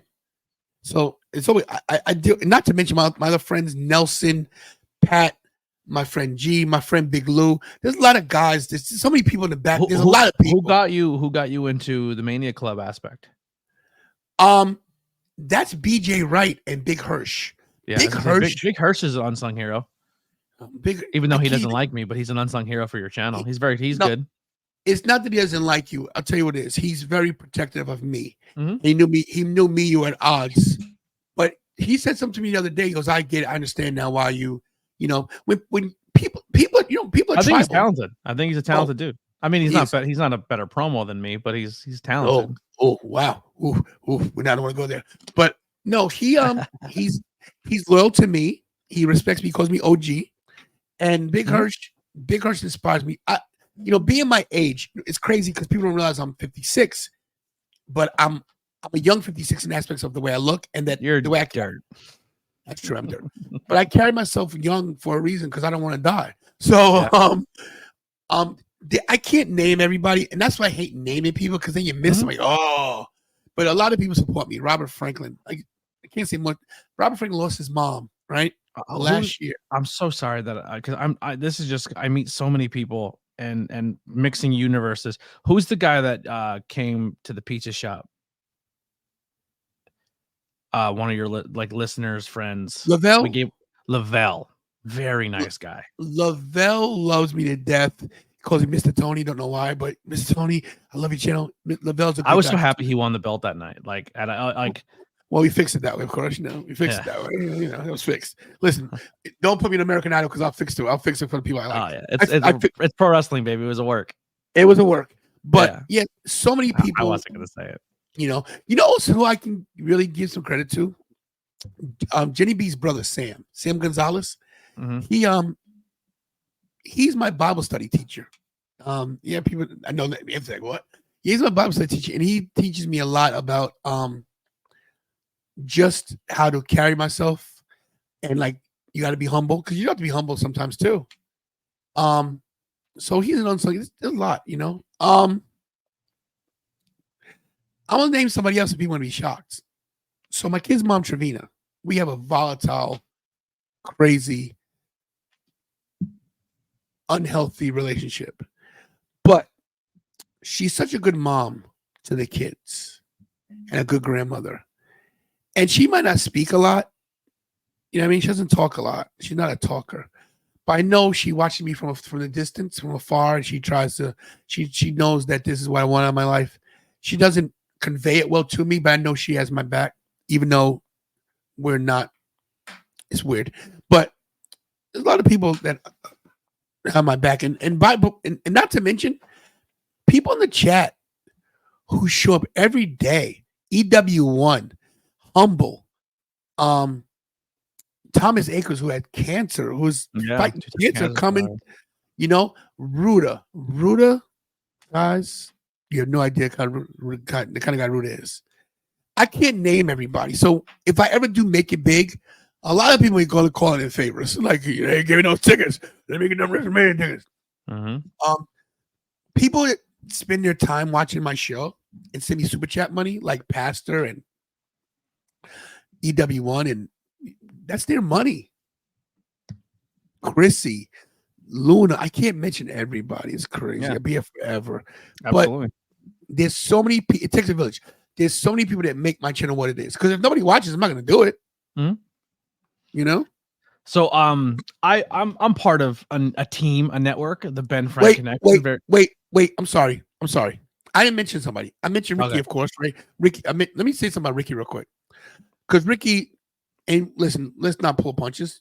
You and Ricky do not see eye to eye on I personally don't have an issue with the guy. No. You know what I mean? But we know there's animosity between whatever. But the thing is this: I love Ricky to death.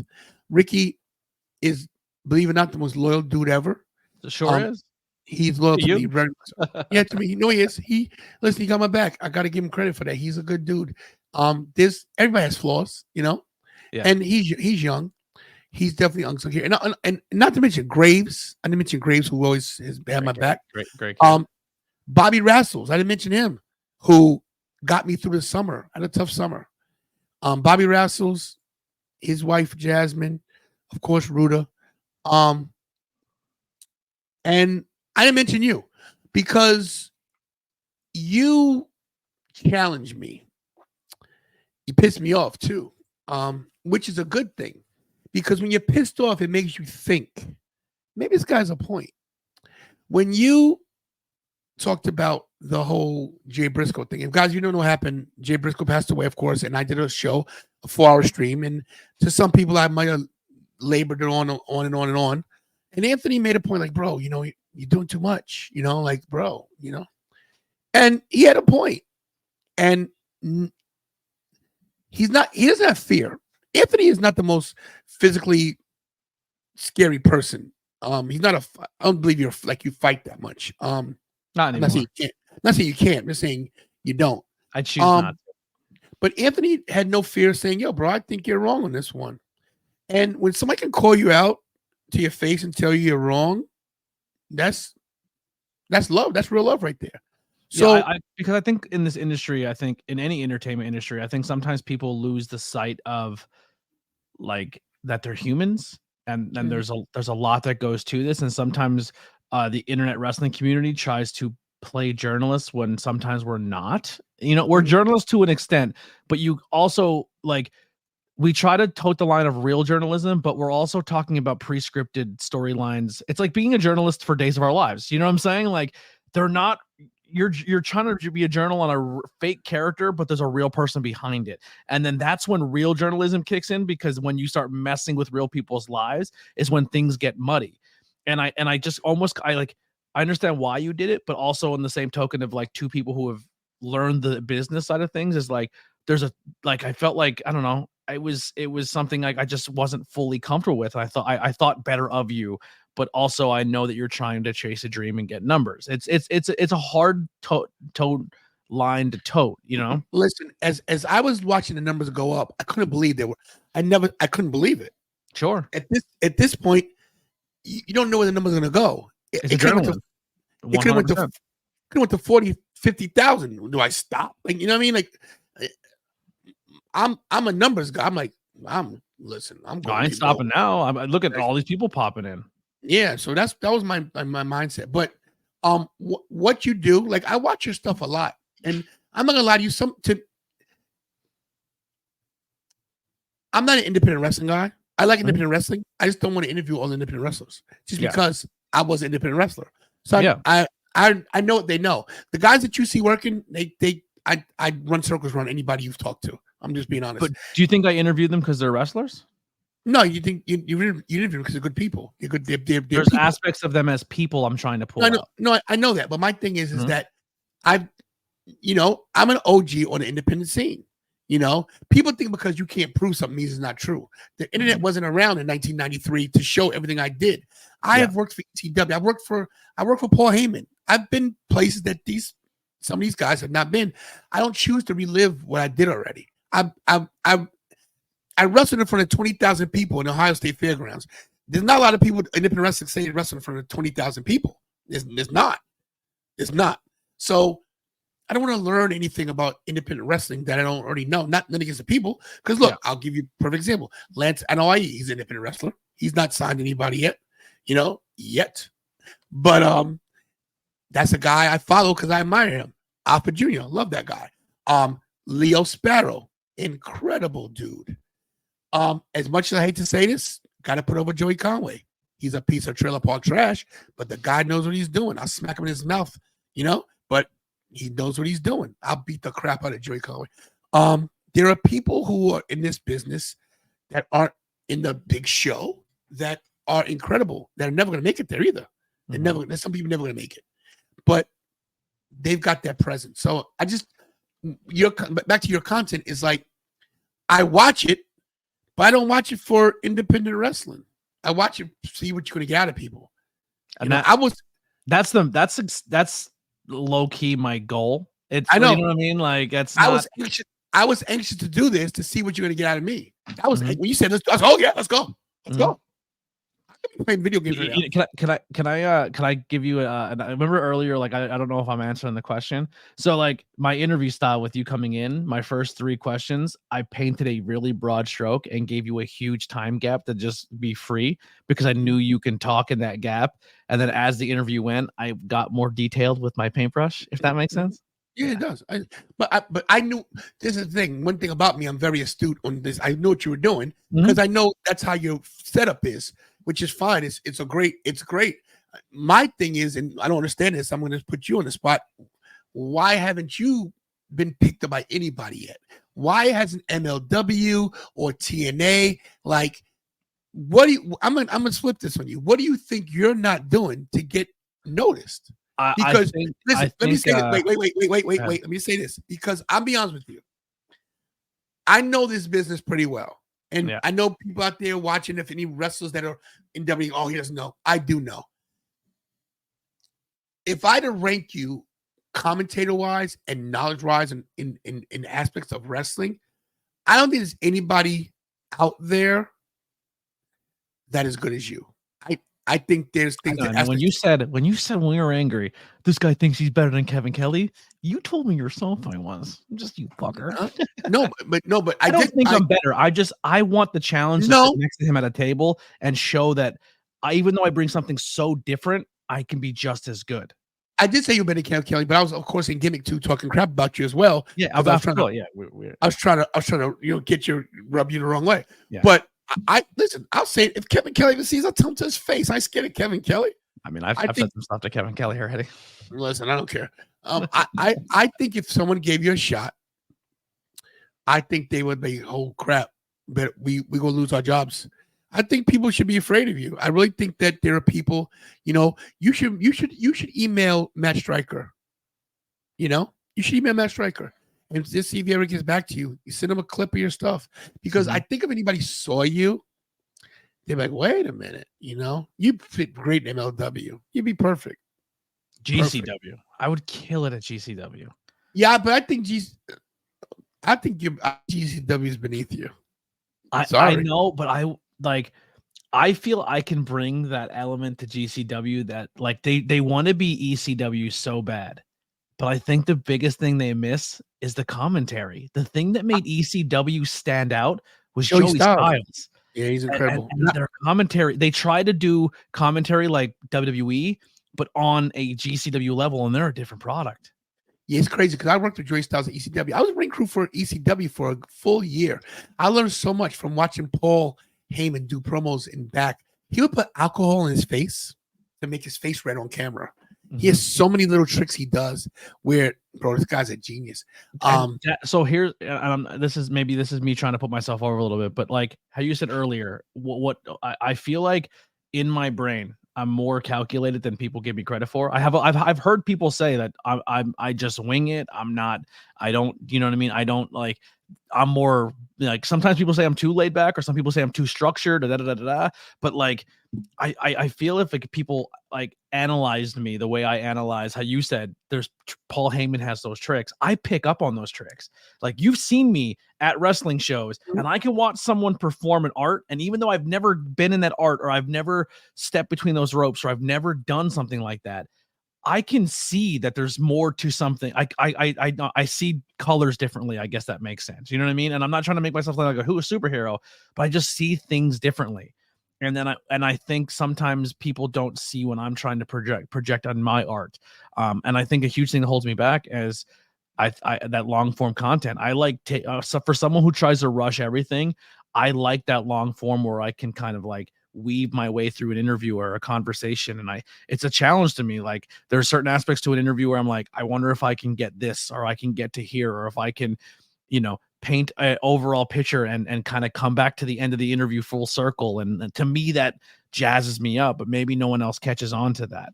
But I think my short content, the 5 things with ABJ, like I think I'm really showing not from a backstage interview, but like I can also nail that down in 5 to 6 minutes. You know what I'm saying? Like I can be just as impactful in 2 hours as I can in 10 minutes. And I'm learning how to bottle the same energy. No, and you're good at that. And that's one thing. Like I don't understand this business why people like us aren't working somewhere. Like but I also go to places and like I watch documentaries of like, well, how did no one say anything during this time? Like everyone's seen it, but no one said it. I'm the dude who's gonna say it, and I think that holds me back too.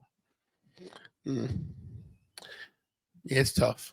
And we're this is a business where you can't say those things. For how much we say speaking out and we're trying to make wrestling a better place, it's still very much embedded in that. How we go back to like your generational roots. There has been a way of a business that it's going to take a lot more than which is even recently happening to fix those scars of the scumminess that this business can bring. Yeah, no, completely. So like I said, I'm part of the Ben Frank connection. I'm very proud of that connection.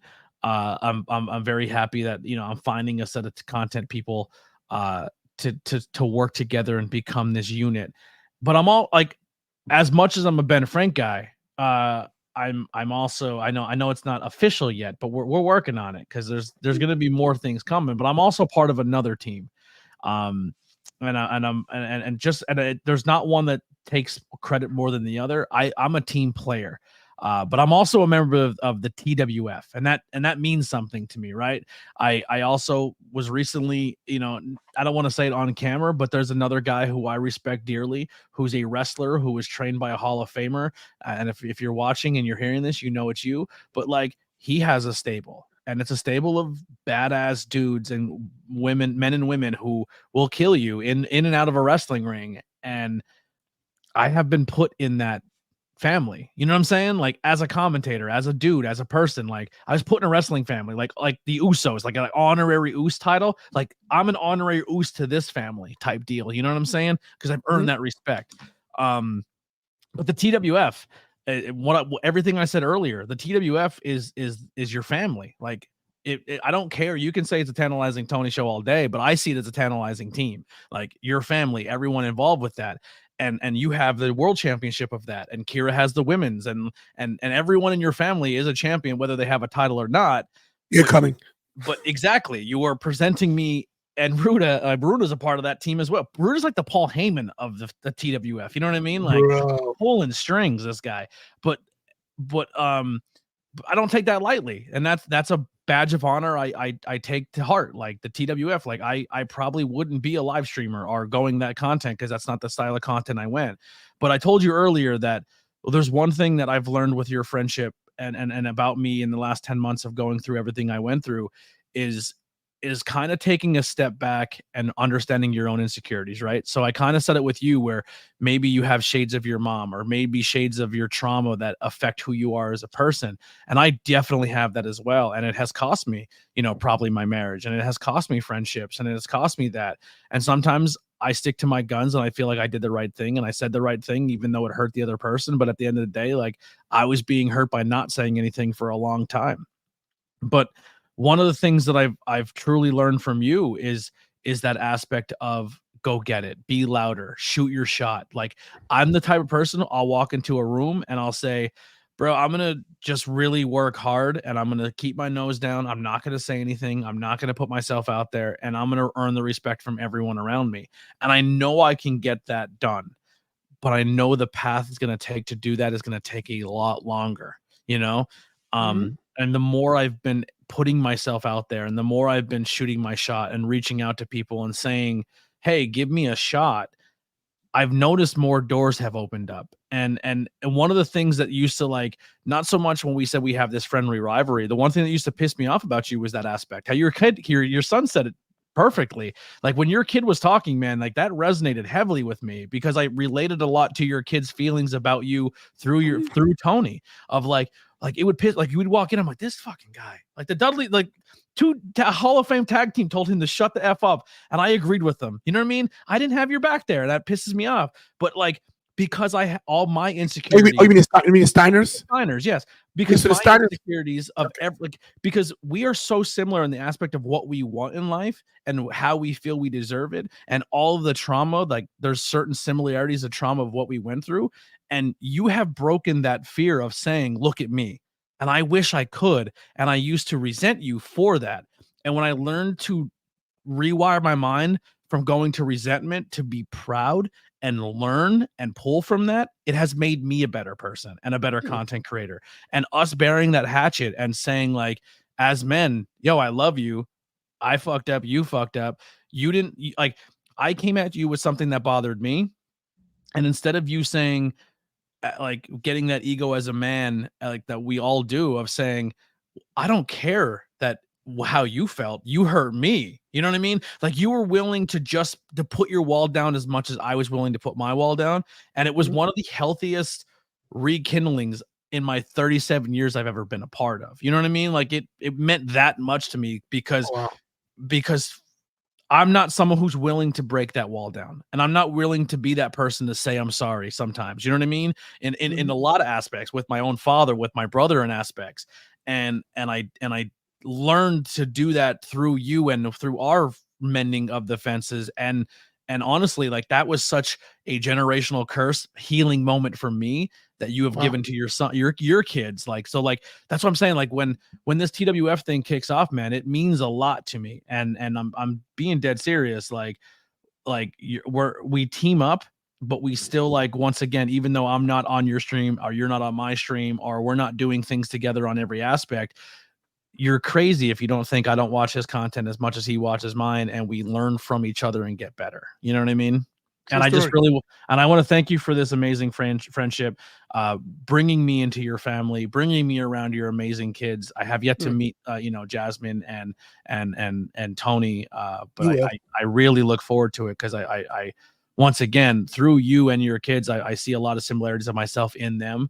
And especially in our times of being great, in our times of weakness, or, like, but I appreciate all of you. Like, regardless of how much I used to get pissed off at you, man, like, I'd never had a negative thing to say about any of your children. Like, I respect your them so much. And I realized that it took you to do that just as much. You know what I mean? And for a while there, like, I didn't give you your roses, and I want to do that now and say I love you. And I know you say it a lot yourself, but I'm saying it for us, content creators. We're fucking coming. Like, we're coming, baby. Like, it's the TWF with, like, I'm going to be honest. I think that how you said with, where it's a team effort, is a family effort. But, like, when it comes to, like, the three people leading the charge is myself, you, and Ruda.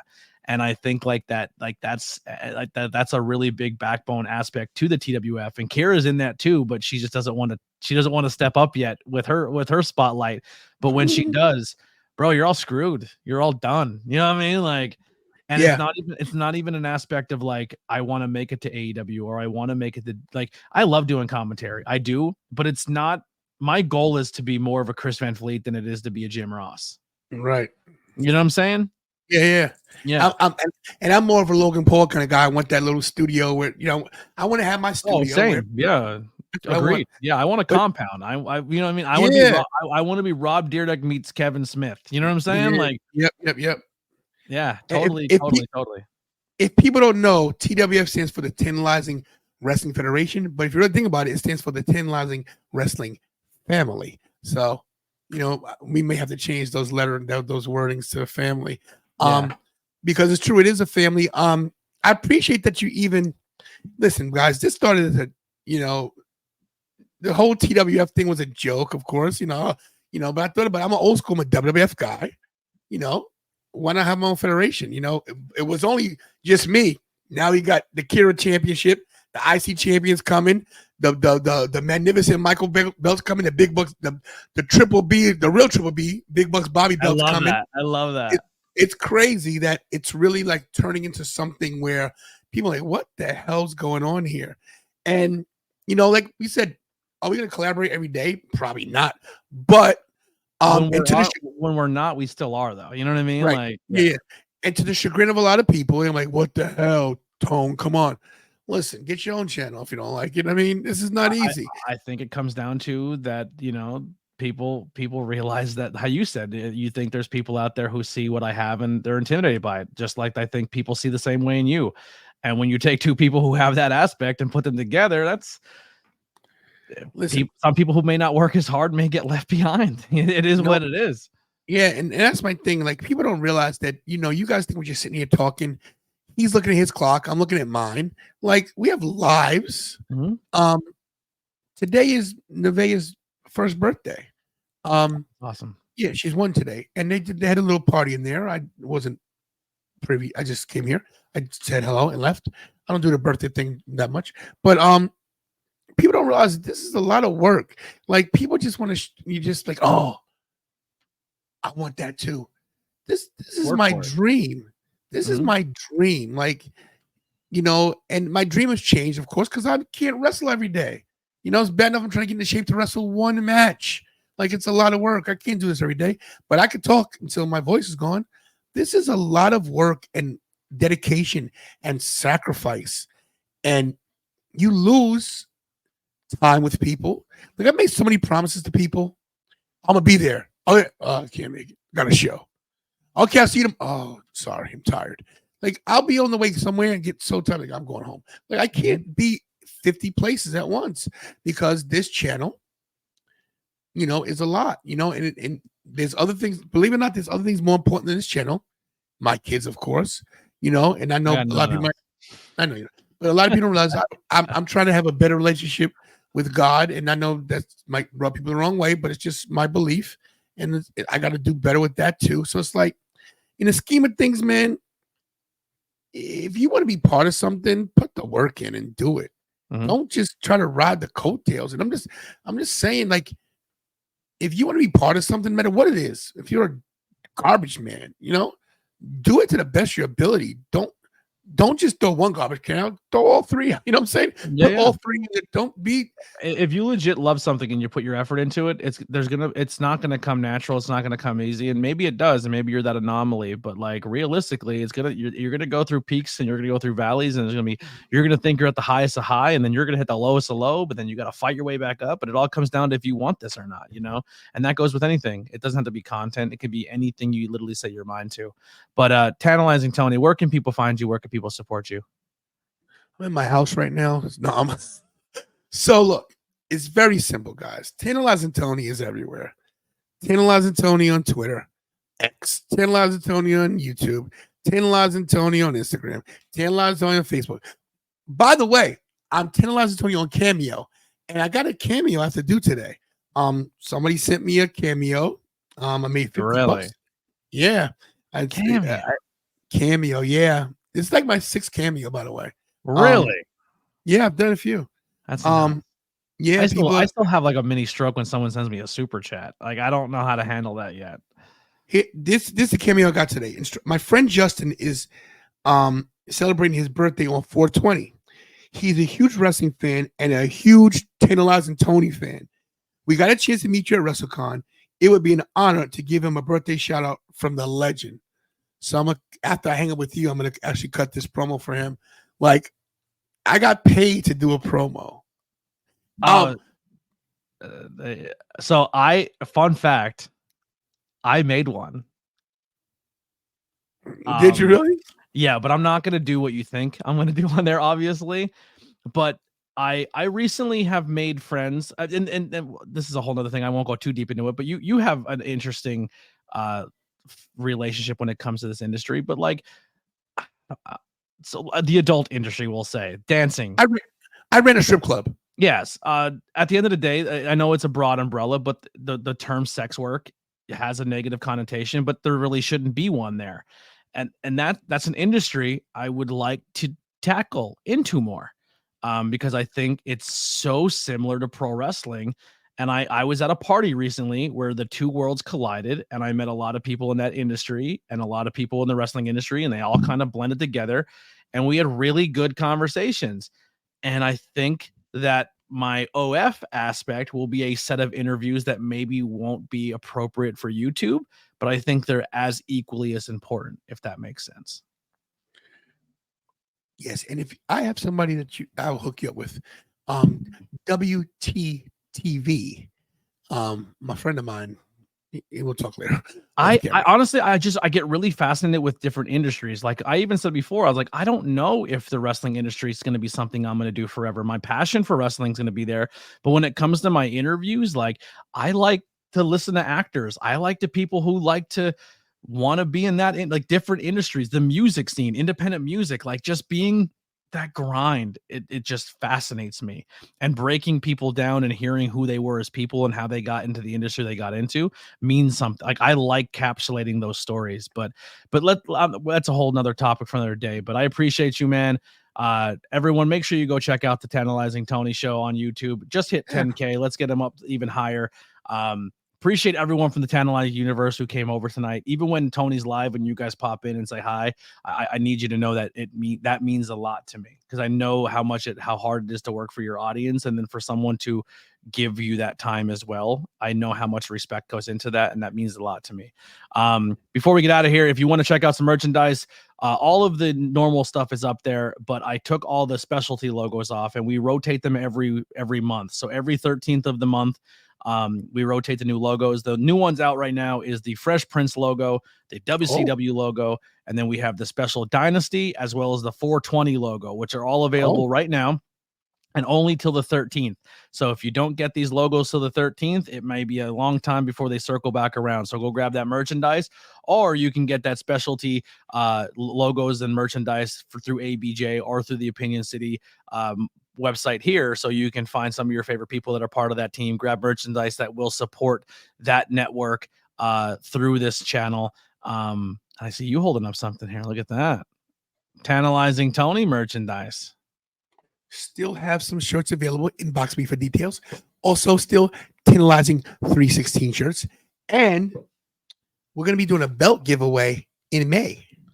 Can we rig this one too? Your boy needs one. Listen, bro, I got some connections. You know what I mean? Got some connections. Bro, once I start getting paid again, I'm going to put Rude to work. Yeah, Rude's going to work. And guys, just so you know, let me say this real quick. I know you're into the show, but so you guys know I call myself the YouTube champion, and it's of course self-proclaimed. But as Anthony was saying, the Tantalizing Wrestling Federation is really my company, and we're going to be geared towards that a little more. The YouTube thing, the YouTube champion thing will phase out in a way, just because marketing wise, if somebody wants to pick me up, I can't say I'm the YouTube champion. I don't own that. So you'll be hearing me say I'm the self-proclaimed YouTube champion, but there will be a new belt design coming soon. It's already in the works, and this belt, if you guys like the YouTube title,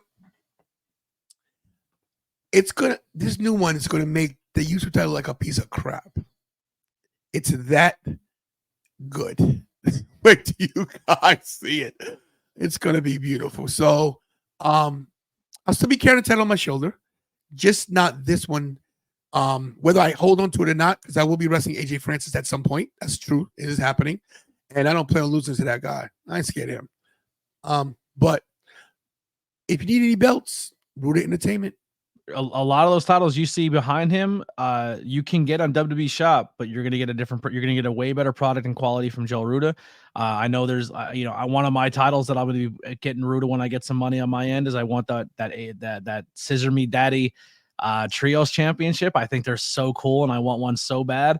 Ruda can get stuff like that done, and you don't got to pay that $5,000 price tag. He's super, super talented. Wrestling companies use Joe Ruda. Like Joe Ruda is not just making these belts you're buying online that are junky. Like these are really good quality belts. He's established a great team over there, and man, I can't wait to have a personalized TWF one on my own to walk around with. I always said, man, this dude walk around with a title looks like a goddamn jabroni, but I'm going to be that guy too, because it's not just carrying a title, it's carrying around a piece of you and a piece of your brand. Yes. And a lot of people see me with this. A lot of wrestlers and a lot of content creators make fun of me, but they don't realize that that's my brand. People don't realize what's making me like excited for it and to do it is not so much so I can say I'm this or this is my thing, but it's to say I'm a TWF member. I'm, check out myself and Tony and look how great, like if I can put somebody else over, that makes me more happy than myself. And I can also say like, bro, this is Joe Ruda. Like, look at this title. Why would you not want one yourself? Here's like, hit him up. Like, let's take a photo together. Here's how to find this guy and go support him. You know what I mean? Like that title means more than just myself. And I think that's why I'm really excited for it. It means a lot. It's as Ricky was saying in the chat, he gives you the gravitas. It really does. Blackwell, before you go, I just want to say thank you so much for having me. It was a pleasure to be here. One of my longer podcasts. I appreciate this. Yeah, 1 hour and 55 minutes to be exact. I talk a lot, so I knew this one. I was ready for the long haul with us too. This one's going, it's going long. Yeah. In closing, let me say this to you. I'm looking at the camera. Don't doubt yourself. We talked about this the other day, bro. Don't doubt yourself. The struggle's hard. It's not going to get easier. It's going to get harder as you get more notoriety. But deal with it. Take everything that's coming at you and just, bob and weave, dodge. You're going to get hit. You're going to get hit on the chin. Get up. Well, I've been getting hit. That's what happens, bro. Listen, Rocky says it's not about how hard you get hit. It's about how hard you get hit and if you get up or not. Yeah. Just keep getting up, man. Nobody's perfect. And your talent shows, and you're going to get there. And like I said, I do believe you're going to get there before me. And God bless you if you do. And when you do, don't forget your boy, because I need some subscribers too. But who's going to surpass all of us? You know this, right? There's one person who surpass all of us. Who's that? Kira. As soon as she realizes that she wants that spotlight, it's like she's gonna dominate all of us. Yeah, well, you know what? DS from Ring the Bell wants to do something with her. She's like, Kira doesn't realize it. But thanks for watching, guys. If you haven't liked already, please do. If you're not subscribed, something's wrong with you. Subscribe to this channel and follow him on all social media stuff. I know this is his channel, but I'm gonna still do the shtick. Follow ABJ. He's everywhere. He's Instagram. He's Twitter. He's freaking everywhere. And start sharing stuff more, guys. It takes 2 seconds to share these shows with your friends. Put it on your main page and say, hey, this is something you should watch. Even if they don't watch the whole show, let them click on it and watch it for 30 seconds. He gets a view. I get a view. Do some work. And we're at the range now where, I'll be close to it very, very soon, where you just watching puts a little bit of bucks in our pocket. You know what I mean? Like, yeah, man. It's not costing you a dime, but like a video plays, maybe even in the background. You know what I'm saying? You're paying us. You're getting us money. You're making a major corporation pay us because you're willing to put us on your screen that doesn't cost you a dime. You're watching TV anyway. Throw us on there for an hour, and then you put a couple bucks in our pocket. Yeah, man. We're poor. We're trying to get to a little bit. You guys are quick. You guys are quick to support all these other guys that are rich. Help some people that don't have it, like us. Yeah. We need you. Thank you, Anthony, for having me tonight. Give your shtick. Give your closer. Oh, my closer? Yeah, let's do it. Okay. Guys, for Anthony Blackwell Jr., my name is Tantalizing Tony. Guys, hug your family members because you're not promised tomorrow. Anthony, I know you don't like it, but guys, you got to pray, because if you don't pray, you're not going to make it today. And as always, for ABJ and everybody at the ABJ Podcast, do what I do best, and that's stay tantalizing.